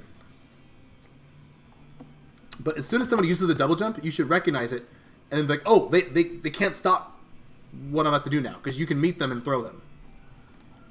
Same thing happens for 6P. If you recognize the double jump, like you can just run in and 6P them. Like that's what you're doing in neutral. If they're going to commit, like we're kind of playing non-committal, but as soon as you recognize somebody commits, you can certainly bop them for it. In this example too, it's nice. I have the Yo-Yo out, so I'm showing that I'm also doing a rolling extension. The universal one here that I showed off earlier as well. I mean, that's great damage for neutral, and that I wasn't even in an anti-air position. I just recognized that he double jumped. So you'll notice that my character ran really far from the left side of the screen to make this anti-air spacing work. And if he didn't swing, that's still he has to FD, and you can blow a lot of their meter away. Those are some examples of baiting for reactive punishes when you're both at neutral. Check back on stream. Cool. Okay. True neutral. Next, waste your opponent's tension. This is important. This is if your opponent lands a gold burst on you or something, right? Like they're sitting on a lot of cash, and they will certainly happily burn some force breaks just to pin you down. So I got some examples here of that and how Bridget can manage it, and why it's okay for you like as a goal. So when he's throwing these rockets, he's spending some serious meter. It's good for you. Robocop with an uppercut is a monster to fight. It sucks. So as long as you're aware that he wants to throw missiles, you have options. You can do a running 2K under it. 2K. You can also punish him for landing and doing callbacks and stuff. So that's super nice. You can also roll above it as well. Okay, Eno. They love doing force break fireballs. And you can go above it, between it, up and below. If you block, you get more jump options like this, like we talked about earlier. So that's fine. Like if she's hitting a bunch of meter, that turns into a lot of damage. But if she wants to burn it trying to catch you, then just block it out. Like it's good. And as long as you're playing the space that she can't really knock you down, then it's that's a win for you in that positioning. Because they invested some resources and didn't get shit for it. Okay, Dizzy. Dizzy will throw so many force break spikes. Totally okay, the same situation. Once you're done blocking, you get 2 rolls and you get your jump back. So I'm just giving examples here of dodging around, rolling, blocking, dodging around, rolling, blocking. Like, she just burnt so much meter here, but that's a huge win for you. After you're done blocking, you have the options back.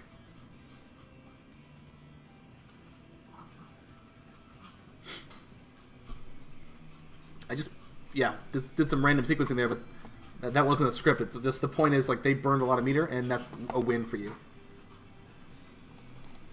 Jam sits on puffballs. We all know this. When she has meter, she'll absolutely throw that out. So running forward and FDing is really good.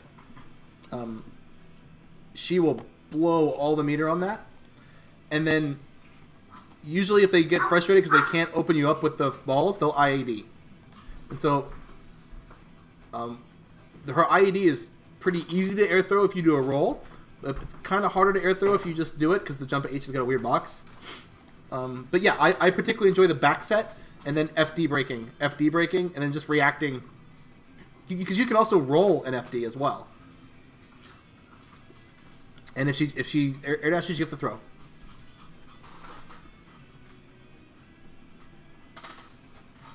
But they will blow that meter. And if you swing, frankly, you're going to eat huge combo. It's going to hurt anyway. So, yeah, it's certainly a goal to make your opponent waste tension. And those are some ways you can do it.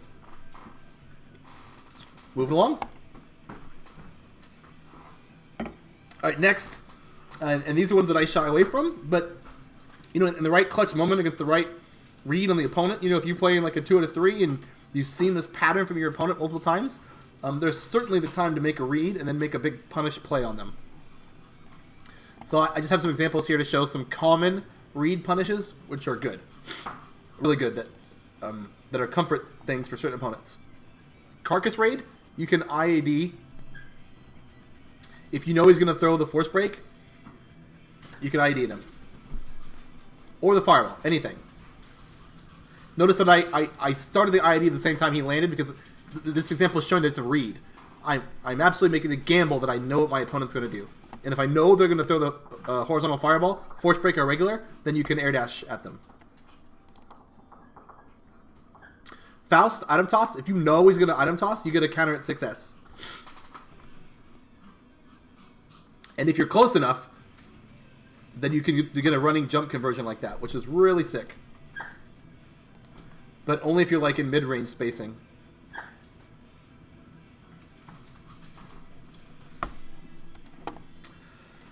Justice, again, I don't recommend that. This is not my recommended playstyle or anything, right? Like, hard reads are risks because she could counter you and it sucks.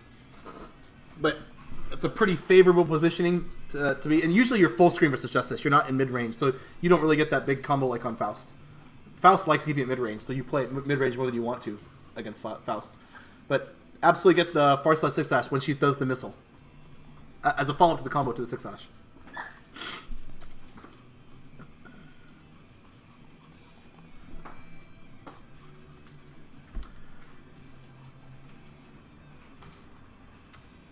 Okay, this is an example showing Testament's pressure of the Beast.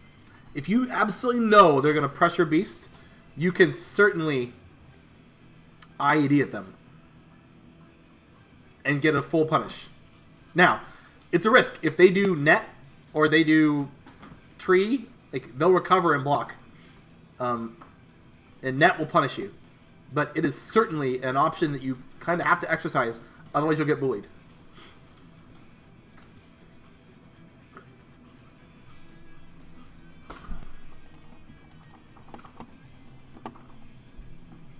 Zappa, when he throws a fireball, you can 6S the shit out of him.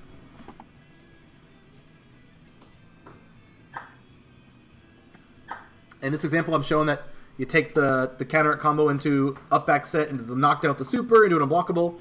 Pretty good. But again, the important piece here is that this is a hard call out, and that 6S will absolutely bop him for throwing a fireball. His sprite is really tall.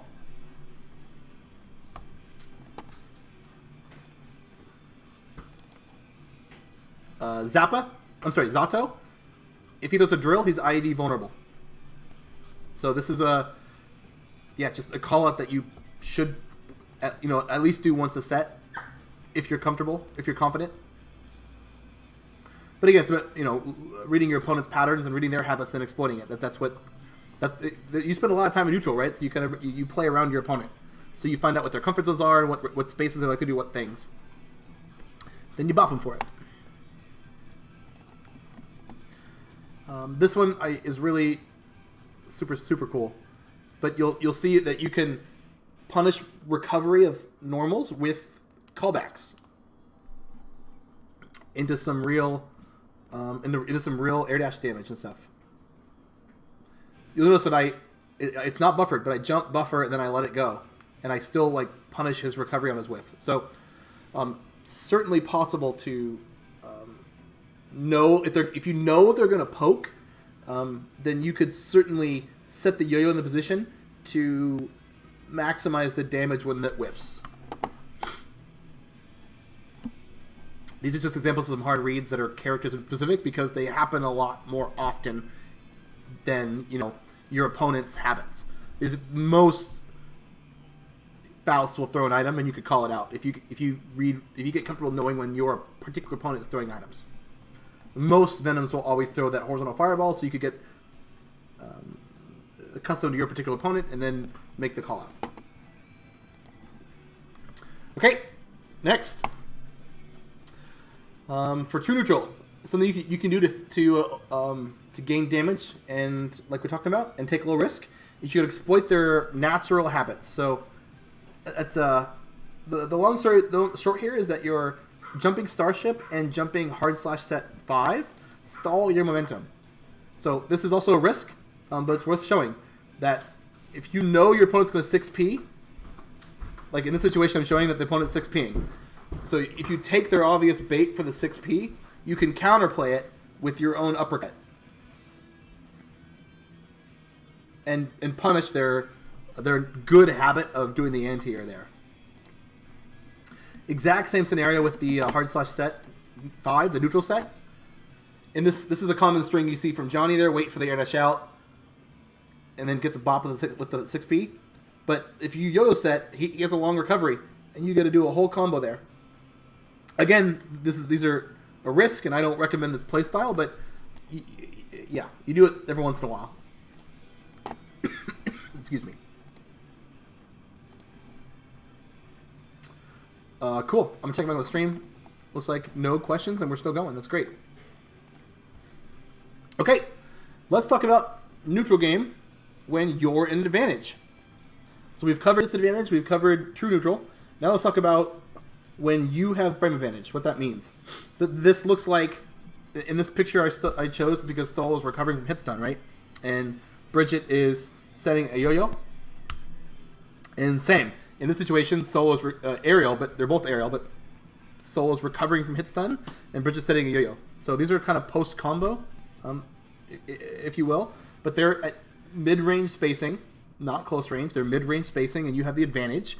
And I really feel like Bridget has an opportunity for things like but like traps and tech chases and stuff that most characters don't naturally have.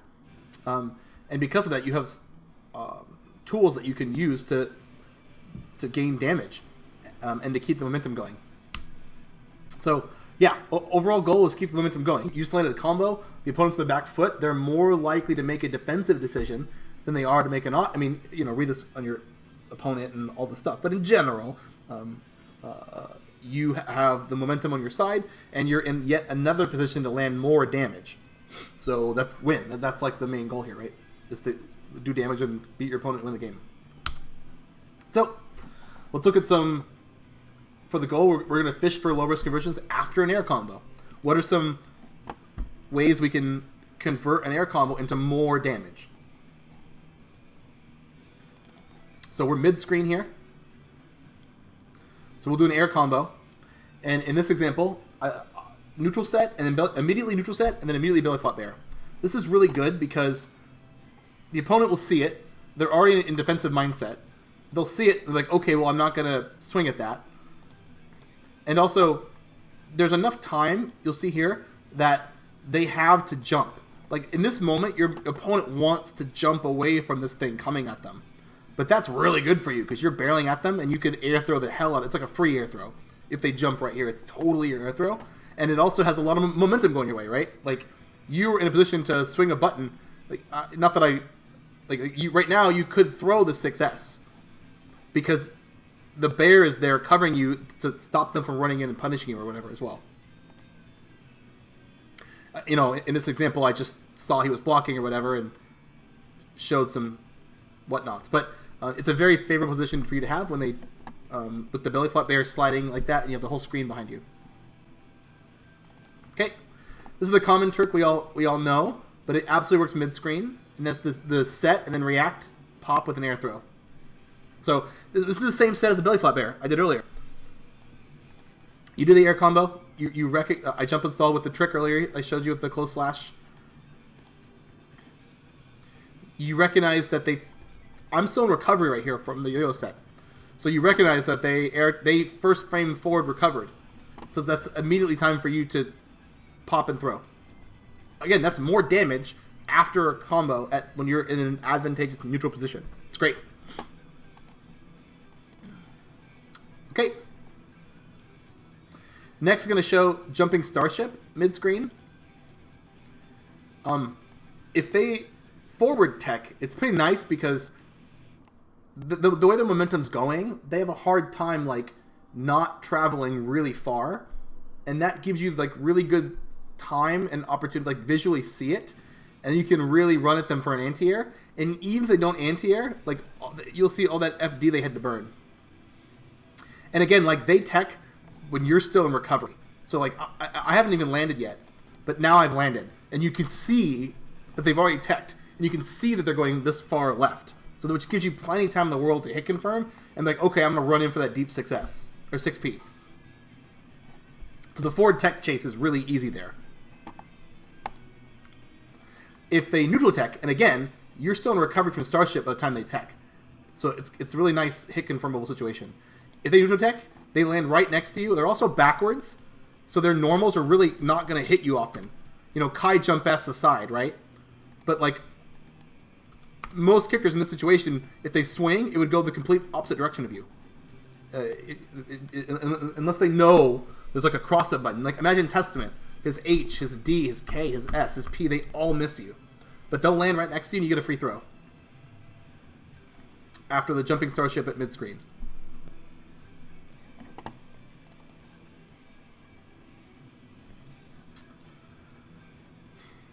Alright, more. If you're feeling cheeky and you got meter, this will also punish the neutral tech.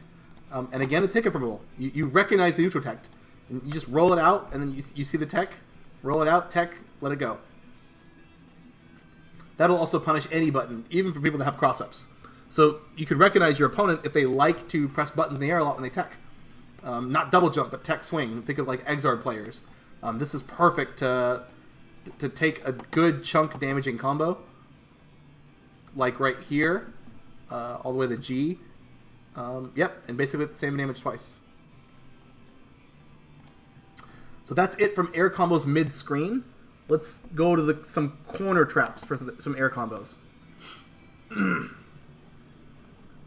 Neutral swing, neutral block. Okay. In the corner, I particularly enjoy the down set. And I should go back in the game and show you all why, actually. And we'll do that next. But we'll say we're doing a big air combo here. We're doing down set, and they teched before we recovered. So we can totally visually hit confirm that. You see it. Okay, cool. Pop-up throw. And it's really important. I'll just say it out loud now. Because we did the super jump install right here, we got more vertical. We got super jump and then the double jump here. We got more vertical height. That's really important because when we do the down set right here, we just did the down set. After the down set, the yo-yo is higher up than it would have been if we didn't super jump, right? But in the position the yo-yo is at now, it actually does 2 hits. Because the belly flop bear will do the up and then the low. If we don't super jump and we only do a regular jump combo, the down set will only make the first belly flop bear hit and not the low because it's not high enough up from the ground.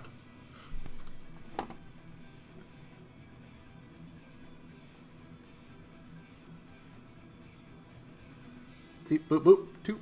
Unblockable combo, cool. Okay. These are, these next traps are a little more committal, like you have to know your opponent's patterns. But if you know they're going to back tech and block, then you can absolutely set a bear on them. But you kind of got to know the down forward set and a bear. But you got to know they're going to back tech and block. Like you're going to read your opponent's patterns and habits when you play. If they neutral tech and swing, you get a whole combo. It's awesome. With that oh, sorry, that was the block one. Yeah, so this is cool to show here too, because if they back tech and block here, they block the yo-yo, and you land first, and then if they swing, they'll get you to counter hit 6P here. But if not, they're burning FD meter. And this 6S will always connect because they're in a fuzzy state. A bit, transitioning from the ground, from landing. So that will never, the 6S whiffs on crouchers. But right here, it'll always connect. So you'll always get to jump cancel away. And then this is another golden one. If they actually, swing, if they're a neutral tech swing person, you can get a falling counter hit 2S. Yeah, this one's pretty amazing. You'll notice I did the same down set like I did for the unblockable from the tech grab. Falling 2S because it pops the swing, and then in a fun way we get to use the yo-yo that we placed earlier to maximize the damage for the rolling extensions. Okay, here's the money shot. Boop. And then you land in the recovery of the 2S, enough time to convert.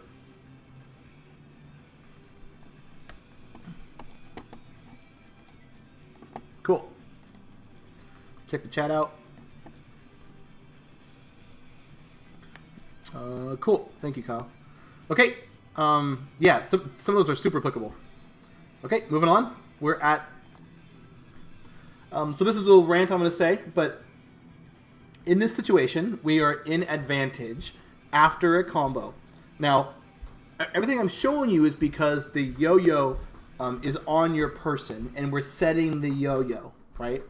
So the rant here is, if the yo-yo is already out on screen, then you should have used that already with the rolling extensions to maximize the damage of the combo already. So there isn't any situation where the yo-yo's out and you're... I'm sorry, there are some unique situations where you can have the yo-yo in the right spot where they recover and then special cancel to some punch bear or something, but that's not really reasonable in a normal gameplay. So if the yo-yo is out on screen anywhere, then you should be using all of the roll options to get more jump damage from your conversion. Oh, nice. There's the corner section. Fun. Okay, yep. Okay, next, let's talk about fishing for conversions after ground pokes. What are some patterns of things you can do to take your ground poke combo into more damage? These are essentially traps and things you can do after a combo to fish for more damage with low risk. And you're in a position to because you are in plus frames. So there are different habits and patterns that I can show you to do as opposed to neutral. So I think we all know this one. But it's good to show it and archive it here. This is pretty standard, but 2S. We just ended an air combo, right? I'm sorry, we just ended a ground combo. We can do 2S. You can do 2K whiff, and then you're at crazy plus frames. So your next 2S will usually counter hit any button they press. And if it's counter hit, you can also again 2S cancel to bypass the recovery. And then pick up a conversion. So 2S frame trap, 2S 2K, 2S 2K, and then jump combo. Okay. Next, same situation but far away. Just showing you can snag a 6S off it.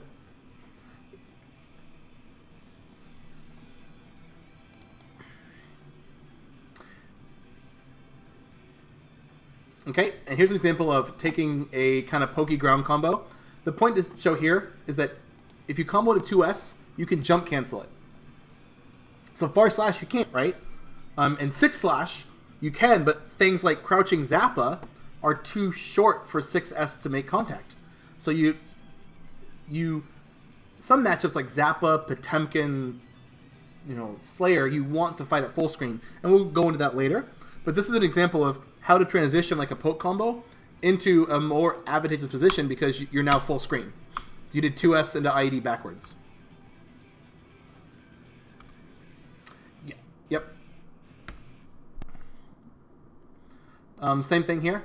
So this is ending like a mid-screen poke combo. Oh man, sorry. It's all buffering weird.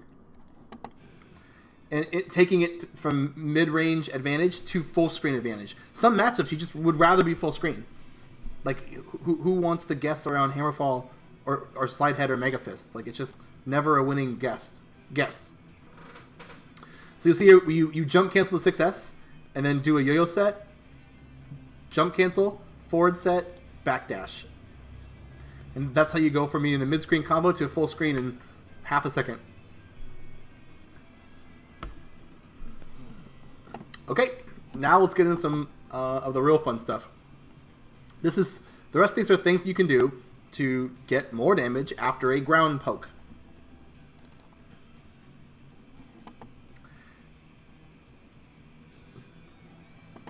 So this is another common one, but it's a nice kickoff.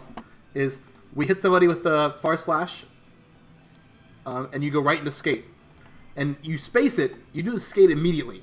So the skate box that they're being hit with is not your body, but the brakes, the P.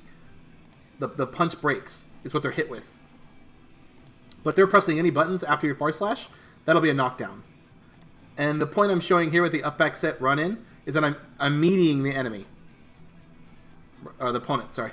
Right here. So you still have enough frames to run in and maintain advantage.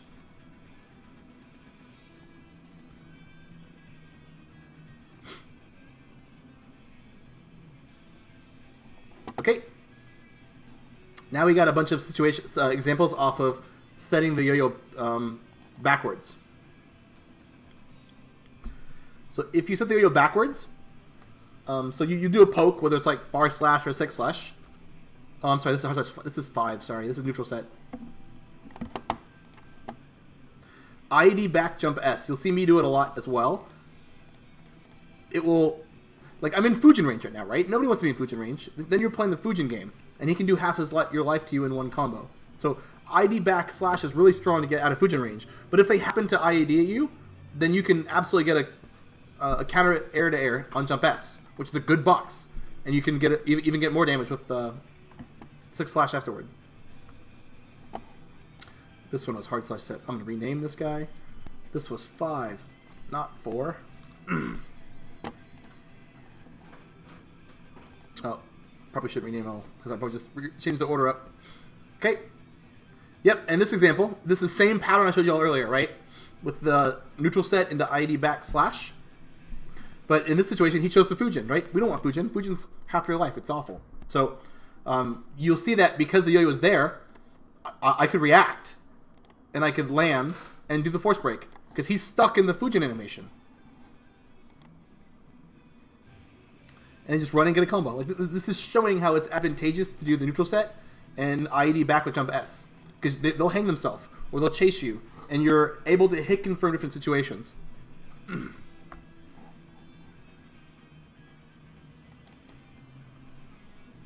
Okay, here's an example of back set. So before I showed you neutral set, I particularly enjoy this one. I do this one a lot. But off of a hit, that's kind of a, at this point, we're at some kind of my advantageous neutral. I like to do a back set into an immediate roll, into an immediate jump slash. Because if it's a counter hit, the yo-yo is out and I get a full extension, and you pick up a big combo. Running jump punch will pick up. And like I said earlier, because I start with the running jump punch, I'm going to use my double jump first. Boop. And then I'll do the rolling extensions for maximum damage. This one I hit a lot. Actually, this will be like some Mappa and some other stuff. But, it also is the thing which we talked about earlier, where you are landing in the middle of the jump slash active frame. So you essentially cancel the recovery of the jump slash. And on whiff, you're not hurting anything. You just had a nice free chance to get a lot more damage. Okay. Yep, so this is showing the same example versus Fujin. You do back set, rolling jump S, and you'll see here I actually counter hit the Fujin. And I'm like I'm not like running in, I'm not challenging the Fujin. I'm just doing this passive kind of poking, occupying space thing to to own the space I'm in. And then convert if it hits. In this situation, you don't really get much off this counter jump S. Like by the time you did far slash, they'd recover, or they could Fujin again, or whatever. But I'm just showing that it's super low risk, but has some potential for reward. Potentially good reward if they IED you. But even that's a reward, that you took the combo and has further advantage afterward. Because sometimes that's the only combo you get, you know? Like sometimes the combo you get is like this far slash poke. Like you're too far away from sleep. You're too far away to sweep. Or get some kind of meaningful knockdown. Okay. Another good one. You do back set and then backdash and react. So the nice thing with the backdash is you're committed to it. It's pretty safe. If they Fujin, you're not going to get hit. But if they dash at you or something, you can react to the backdash and get 6 punch or air throw or whatever you want. And the nice thing is the Yoyo's already out, so you get the full rolling damage extension. Mind you, this is a pattern I've committed to in my mind already. After this combo, I'm going to set the Yoyo back and backdash. And then just at that point, you're just playing reactive fighting and stuff. Like it's almost like Ryu doing a jab whiff. The enemy jumps, so you just do reactive uppercut. Pretty damn low risk.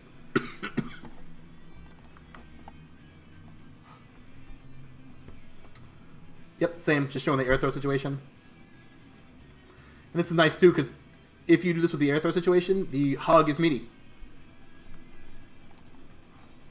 And meaty hug's amazing. Hug does not scale damage. Hug is so good. And I even got to pick up the far slash because I saw that the hug comboed.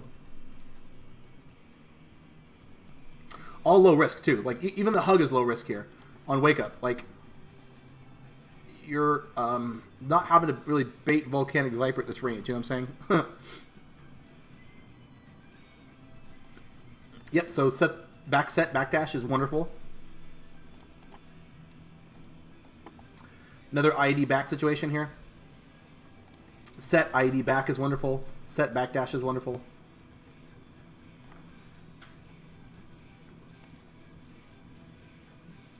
Okay, now we're going to get into hard slash 6 territory. At set 6, I really don't care for this move that much. I think in the thing that makes the 6 set good is that it's like the ideal spacing for the IED combo. But it's so many recovery frames that you're not really advantageous. So in the example that I'm showing that's meaningful here, you're completely outside of Soul's heavy and slash range. In this situation, it's good. But if you were any closer, then his far side would just straight like punish you. And you wouldn't get any kind of frame trap. So in this situation, I'm with punishing his 5 heavy. Because the combo I did was just the right spacing to make his max range normal miss. And then I could tag. I was even too far away. You can't get the IED combo with that spacing. Like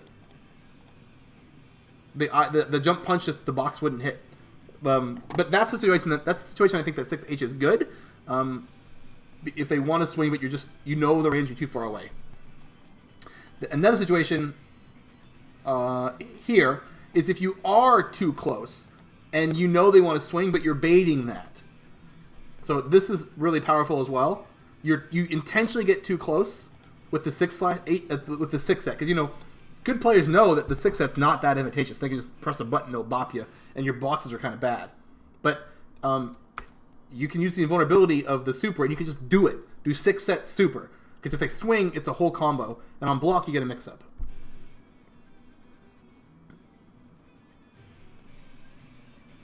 Pretty good. The thing I like to doing here as well is off this setup. If me and my killing machine connects, if you run up and do super jump slash dust, it'll be enough hits to fully meaningfully use all of the bear up, but be enough timing for you to get the yo-yo back for the unblockable. Slash dust, and the yo-yo's back on you when you land. So now the unblockable timing is pretty casual. It's not like some mystery trying to time the unblockable.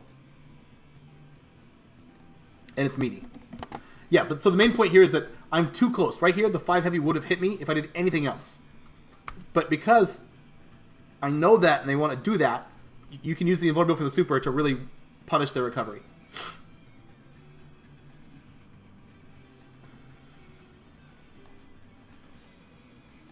Okay.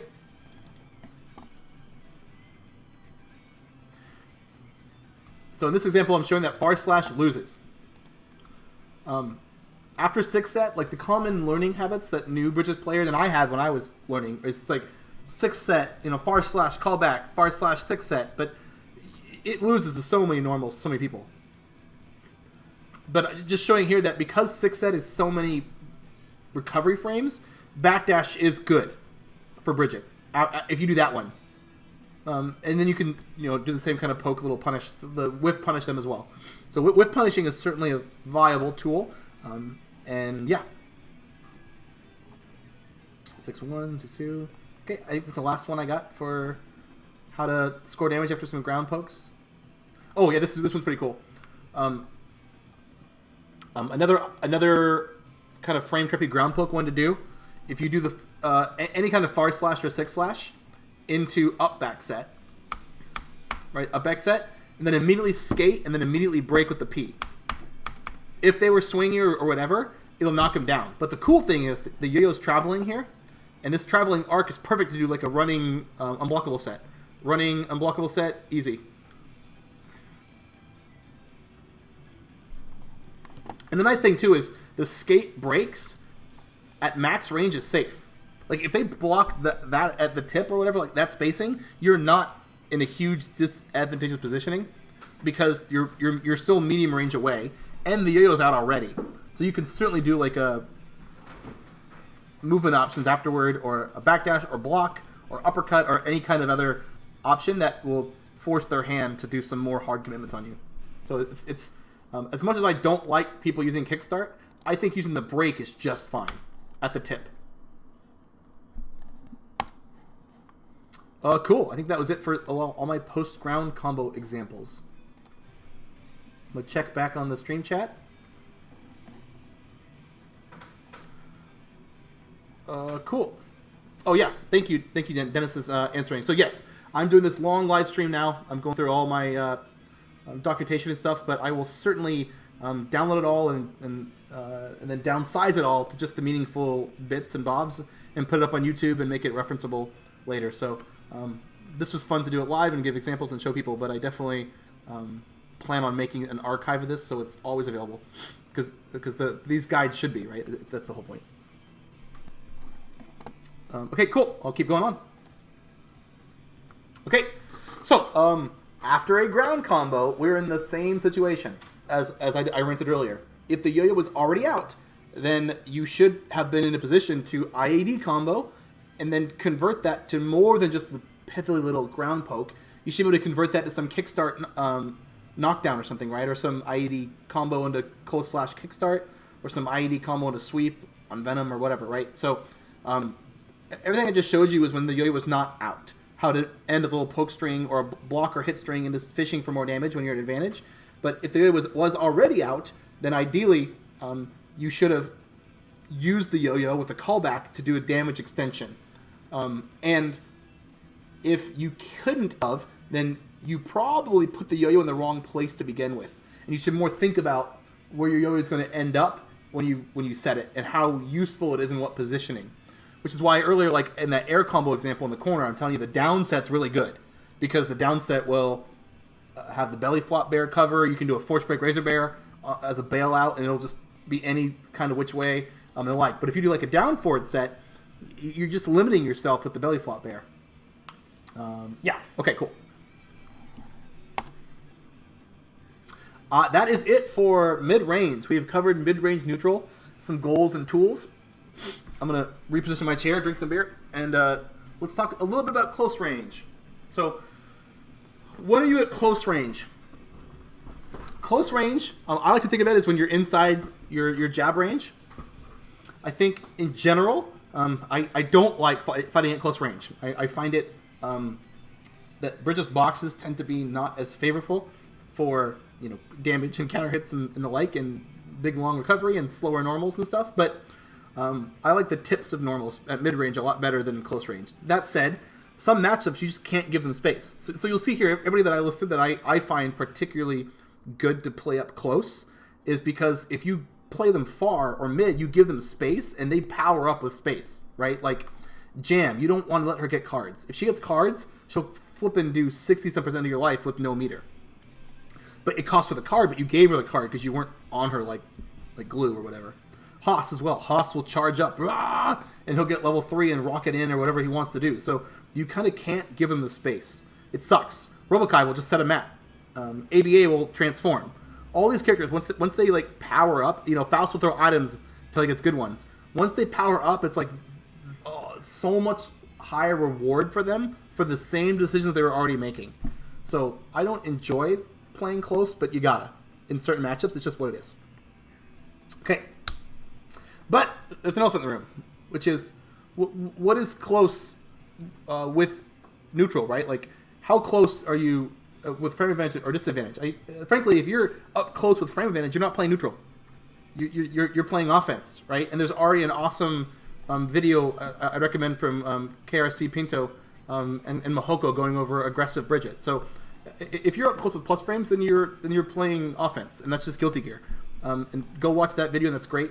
But I don't think I need to cover that in a neutral guide. And then the other elephant is what is negative frames up close, right? That's just defense. That is there isn't much in the way of Bridget uniquely that defensive options that people don't already have, besides delay wake up, which we know, and then an uppercut, right? So I mean, yeah. So there's another KRC Pinto video about the defensive options of Guilty Gear, right? Oh, yeah, it's great. I'd recommend watching it. He interviewed a lot of people and did really good stuff, but it's all I don't think I should cover that now because that's not fully part of my scope. So the caveat to that is I do think leaving the corner, which we've already covered, is a unique Bridget defensive tool at negative frames at close range.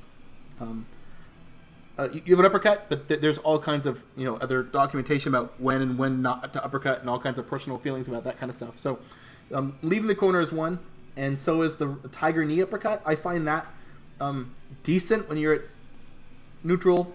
When you're at close range disadvantage, because it has a lot less recovery and it's still an uppercut. But otherwise, those are probably the only Bridget specific things that I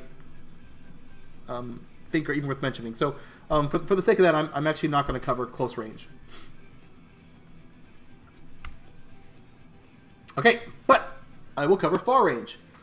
Let's talk about far range and what's the difference and why and what are we doing here. So in my biased opinion here, I've listed these characters as far range matchups.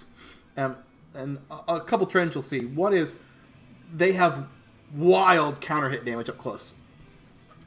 Slayer 2H or whatever, May jump H, Cliff any jump S button or whatever, right? Like Cliff, the thing, like Cliff has that, what's that twirly move? It's so hard to like constantly managing him, where he could at any moment do that mid-range twirly move, which is like it absolutely stuffs backdashes, stuff jumps, stuffs almost every button you have. It sounds like it's a scrubby move, but against a movement character, it's actually pretty good. So characters like this, you just don't want to fight them in the range where you are having to guess what they're going to do, or they're limiting your options at the mid range because they get high reward, and frankly you don't. So like Zappa, like nobody wants to play around. He wants to uppercut all day, and even then if you uppercut him, your punish is not that huge unless you like get a really deep IB and stuff. But even then, he could just it's just too much ifs and whatnot. So it's just better to fight aforementioned matchups at max range. And this screenshot I have here, I took on purpose because it shows off a couple things. One is the Yo-Yo is in the opponent's corner here, and they have to like psychologically deal with it. And secondly, I'm doing the jump slash at max range, like while I'm falling, and I can cancel the recovery. And then thirdly is the viewport's pulled out. Like you can see, this is a much further spacing than mid range. Okay, what are some goals with far range neutral game. So first and foremost is you gotta understand that your vulnerable boxes, your green hurt box, you're a pixie. You have like no guts, ultra low defense, ultra low stun, and these characters will all bop you and kill you in one. Or they'll counter hit you, do a big fat combo, dizzy you, and then kill you with the subsequent combo. That's when you're dizzied, right? It's just not enjoyable. Like so. This safety first sign is kind of funny because it's green, so I thought about avoiding getting your hurt box, a vulnerable box, away from the enemy. That is the goal. It's not about like, oh cool, I'm keeping away. Like the main goal is to not get near them straight up because they will destroy you in one combo. So in that same way, the second graphic I have here, you see Bridget's 2K, right? Bridget's 2K, the red box, the active hittable box, the opponent, is completely inside of your vulnerable box. So I just don't use those moves. Things like the first hit of kickstart. Like it just puts your green vulnerable box too far forward and puts you way more at risk. So that means you want to fight the opponent with disjointed boxes and boxes and the like that are not putting your green box up front. So yeah, I thought this last image was cute too because there's a green and a red tracking markers for some GPS or something, but the green is your vulnerable box. And the red is their big, scary attack box that's going to counter hit you and kill you in one combo. So the yo-yo between's a nice thing. Like that's a nice buffer that helps manage them away. But it is absolutely about keeping your risk down is what far range is about. Okay, let's talk about that. That's the overall goal, right? Let's talk about some short-term goals. What you can do. One thing you can do at full range is build meter. It's absolutely a thing to do, and there's a couple patterns that you can do to do it. Just get this full screen. You see if you walk forward, it absolutely builds meter. Full screen walk forward. Walking forward is nice because it allows you to still react to whatever the opponent does. I did a bunch of things in this little clip here, but just to show that rolling does not give meter. I explained that already. Walking backwards does not give meter. Walking forward gives meter. So you were definitely walking to the corner, but then you want to walk forward. That's also really good because you're kind of not cornering yourself when you walk forward. And if you find yourself getting in mid-range from the opponent, then you can certainly back up and do other far-range shenanigans. But yeah, that is certainly a goal that you should think about doing at full-range matchups. I see a lot of, like in the beginner Bridget tournaments, people fighting like Slayer and Potemkin, and they're full screen, and their only goal is to throw a belly flop bear. So it's definitely the case that you would want to also gain some resources, because if you're only playing in the air and stuff, you're not going to have resources. Okay.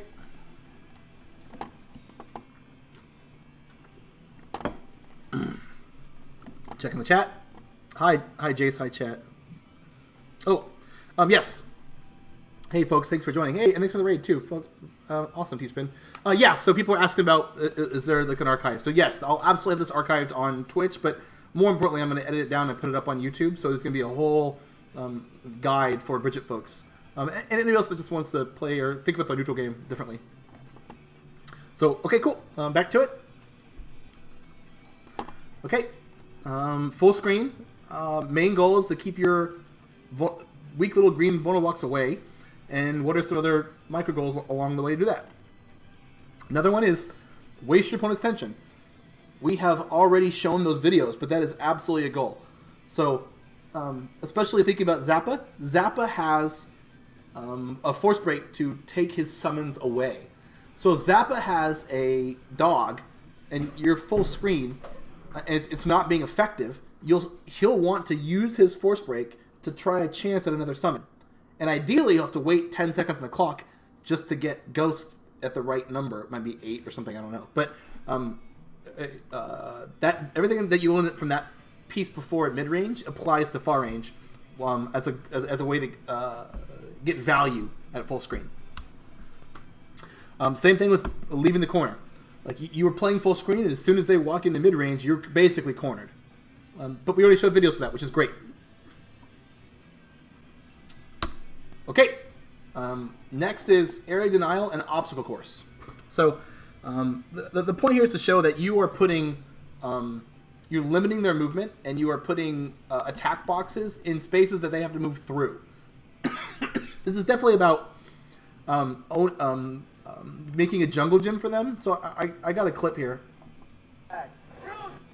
of Rue and Abigail, and this clip is better than anything I could have done than I could have like scripted in some little scenario, right? So you'll see here, very first thing at the gate, he IEDs back, and we'll watch it, and then we'll watch it again and talk through some stuff. But you'll see that was reactive success there. That's it. Choosing to back away and choosing to put the Yo-Yo between them. Yeah, come on, Marn. Marn messed up. Only having something to cover if he's in. That wasn't like too bad of a bet though. It's not. And these damage situations you see here are reacting to positive hits. No, this is a bad matchup. Wow, And gets busted. That's why you want to get the fuck out. It's hard. Took a risk and it paid out. But backing up, throwing yo-yo, those are all like chip touches and like chip damage kind of stuff. Like, but most of the damage you see that Bridget gets here are in reaction to the little obstacle course making connection. I'm gonna get this volume down a little bit. Let's rewind here. Yeah, so it might be hard to see between the lines here. But like this set callback IED, set backdash callback, like that's already in motion. And Rue recognized that he double jumped and swung, which is why you can land and in reaction do your success. And all this damage right here was just total reaction to the obstacle course working. So the priority 1 was make an obstacle course and get the fuck away. And then priority 2 is, oh cool, something made contact, I'll convert that to damage. Same thing here. Get away, oh cool, it made contact. Just totally putting garbage between them. Yep, so there hasn't been a lot of damage, but you'll see Rue did air dash in only when he knew that, like, recognized that the bear hit. Like, okay, cool, that's my time to get some damage. In fact, even decided to not get the full double jump combo there. I think that's important for people to see. Like, chose to not get the last jump slash down slash. Instead, just jumped away to make space. Because this is a full screen matchup. Just callbacks and callbacks.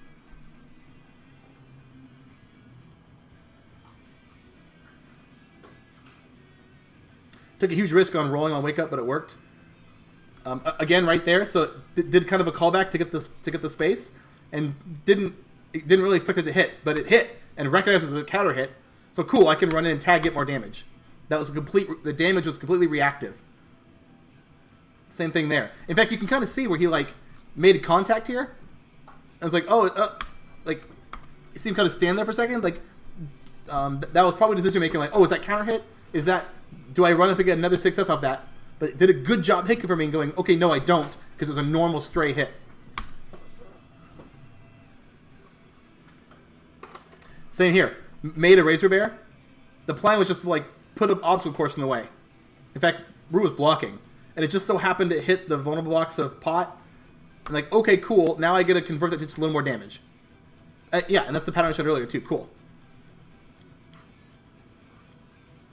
Yeah, this is probably the best example I could have shown with the far range and the goals. Then make up any little training clips.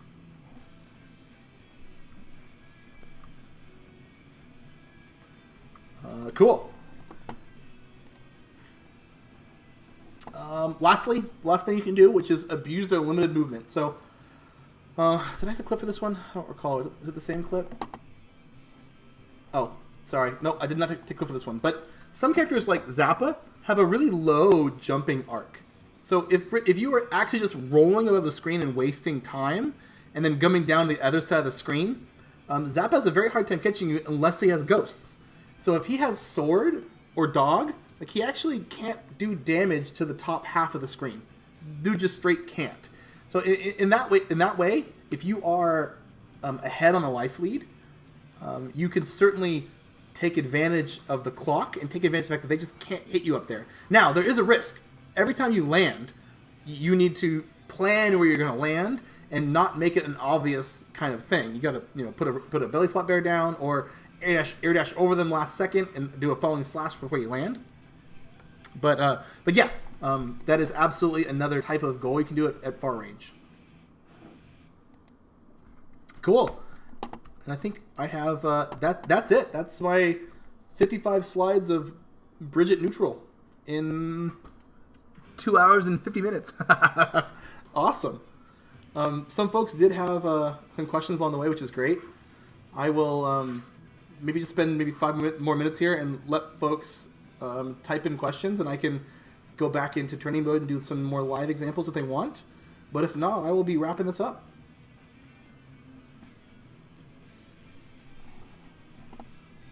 Yep, so feel free to type questions if you got them while I get this prepped.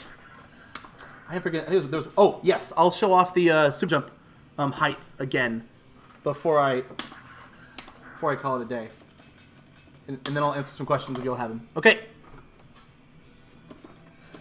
Cool. So earlier we talked about the down set. So if you do a double jump and a down set, you'll see when I make a belly flop bear, it only does the one hit.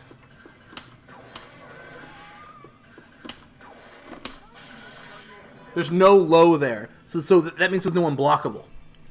Now, if you super jump install, you'll see that there actually is. Now that has a low hit, so you can get a blockable off it, which is why it's really important to super jump install, and it's why I think the down set is probably the best. In some matchups and some players, I will certainly use the 6 set callback because I know they're like a tech swingy. They'll back tech and swing or something, and I just know that I'll get counter hits on them. But in general, I would recommend the down set. Venom matchup. Yeah, Venom is interesting. Venom's hard, first off. Venom's box tends to mean that your IAD combo, like you tend to not get the close slash on the IAD combo, which means you tend to get a worse knockdown on him often. So in general, I'll just give a couple advice things on Venom for you while we're here. So because of his spacing, he's like tall and thin on his box. I've certainly had times where my IAD combo where that close slash will like not combo or miss. So I see myself having to do punch sweep a lot to guarantee the knockdown. And if I do that, that's just a worse Oki, but it's better than no Oki, right? It's better than dropping your combo. So I would recommend always defaulting to that punch sweep. Yeah, like right there. Yeah, it's weird. It also hit pretty late if I was maybe a little step further away. Yeah, I don't know. Secondly, with Venom, they will always do a option select throw. So let me show you how to beat that.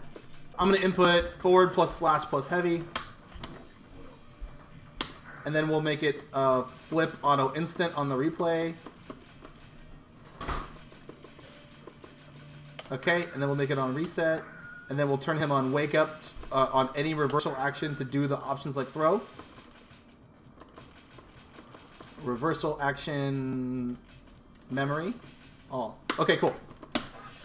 Yeah, so he's throwing right now, right? Yeah, okay, good. So I have found that Venoms hella do that, and so this is a setup I found that I blow it up. You do set, callback. If you do it immediately, you'll counter it standing. That is super good. And then another thing about Venom that I have found is that every time any jump call, he always gets knocked down. Yeah, so I feel like to me he's kind of like an Exard character where like I don't handle his air tech that well because any combo that he gets, he knocks me down. It could be like the top of his height and he hits jump H, it's a knockdown. And maybe it's just Prussia, but if I am not in complete control of the situation, like it's a scramble, I'll choose to back up. because the option select is so good. Like, you know, if it'll get me jumping, right? Like if I jump, that's the throw option select. And that could have been a whole jump combo to knockdown into me losing. So if I'm scrambling or whatever and I'm not in control, then I won't engage as hard. I really feel like he wins up close. So I would not play him close. Medium range is... I kind of like him at this... To answer your question directly, I kind of like him at this IED range because then I can have the threat of the hard read that he's going to carcass raid. His 2S is really good. It'll beat a lot of stuff we do. It clashes with a 3P and it destroys a lot. But I feel like if he's full screen, he kind of has advantage. Balls do a lot of chip. Yeah, so I guess I kind of like this spacing. If you also hard read it and they do a ball set, you can 6S them. Which is nice that this hits him standing at this range. Like, some characters that you'd think it should hit, but it only hits if they're doing a special move. So I kind of enjoy this spacing with Venom. His force break ball is pretty good. You can 2K under it if he throws it.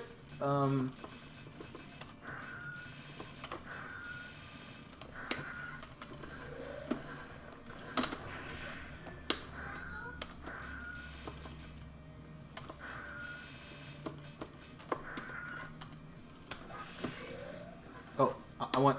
Why did that not go instant? That should have been instant, right? Okay, well, it's working out of the way, so who cares?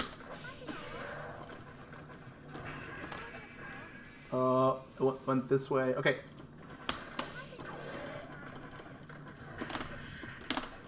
You can 2K under it, which is helpful.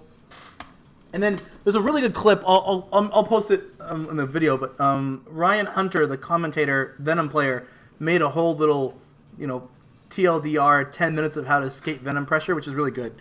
But mostly it's like when he does the vertical ball and you're in the corner, you just don't block it. If you want to jump such that the ball goes under you, because if you block the further out he is when the ball makes contact with you, the more plus frames he has, and he can get hella plus frames. And then run up an option. Then he'll run up an options like throw, and then loop it or whatever. So you want to, in general, you want to FD him out with FD his normals, so it pushes him away, and that will let you jump. And the cool thing is, I already showed you all the leave the corner examples here in this video series. So you can like jump, set, and do escape maneuvers and stuff. And then this is a whole different ball game. In fact, he has a harder time keeping Bridget down than other characters. Okay, cool. I think that's it for the Venom question. I got another one. In your opinion, which players prioritize a reactive neutral game plan? Yeah, reactive neutral is super strong. I mean, I think it's a fundamental Street Fighter skill. And so I tend to think that people that have legacy skills tend to value the proactive thing. I mean, proactive is an interesting word too, right? Because Guilty Gear is kind of hit confirmy flow charty. Anyway, so I might do some, jab, and really that I'm doing one jab and I'm ghosting another jab in it because I'm hoping that he's jumping or something, right? How do I say it? Put him on jump state. I'm hoping he's jumping, and we'll put reversal none. Like if he's jumping, like I could get some. Oh, cool! It hit. I get a conversion or whatever. Okay. Anyway, so what is reactive? I'm doing two jabs, hoping to make a conversion there, right? And so, but that's. This you could argue this jab is like doing one little low commitment action and then reacting. Because if I didn't connect, then I could, backdash or do my other neutral tools or whatever, right? So, but I do find it is a super good idea to have low commitment stuff and then react to the circumstance with your guaranteed punishes. Man, interesting. I can't do that on him right now. Yeah, even missed. Cool. If that is it for questions, I think I will end the stream. I appreciate everybody. It's a great time. I will edit this up, dice it up, and put it up on YouTube and make it available and throw it up on the Discord and maybe even somewhere on Dust Loop. Who knows? But cool. Thanks so much, everybody, and I'll end the stream. I appreciate your time. I guess I should look up who is streaming Guilty Gear to Raid. I think that's the etiquette right now, right? Accent Core +R. Who is streaming +R right now? It is Neon Pop T. Oh, that's good. He's got the Dark Nile. Oh, a birthday. It's his birthday. Let's do this guy. Then I'll pop it and say happy birthday. All right. All right. Cheers, everybody. I'm letting you all raid the happy birthday boy, and have a good night.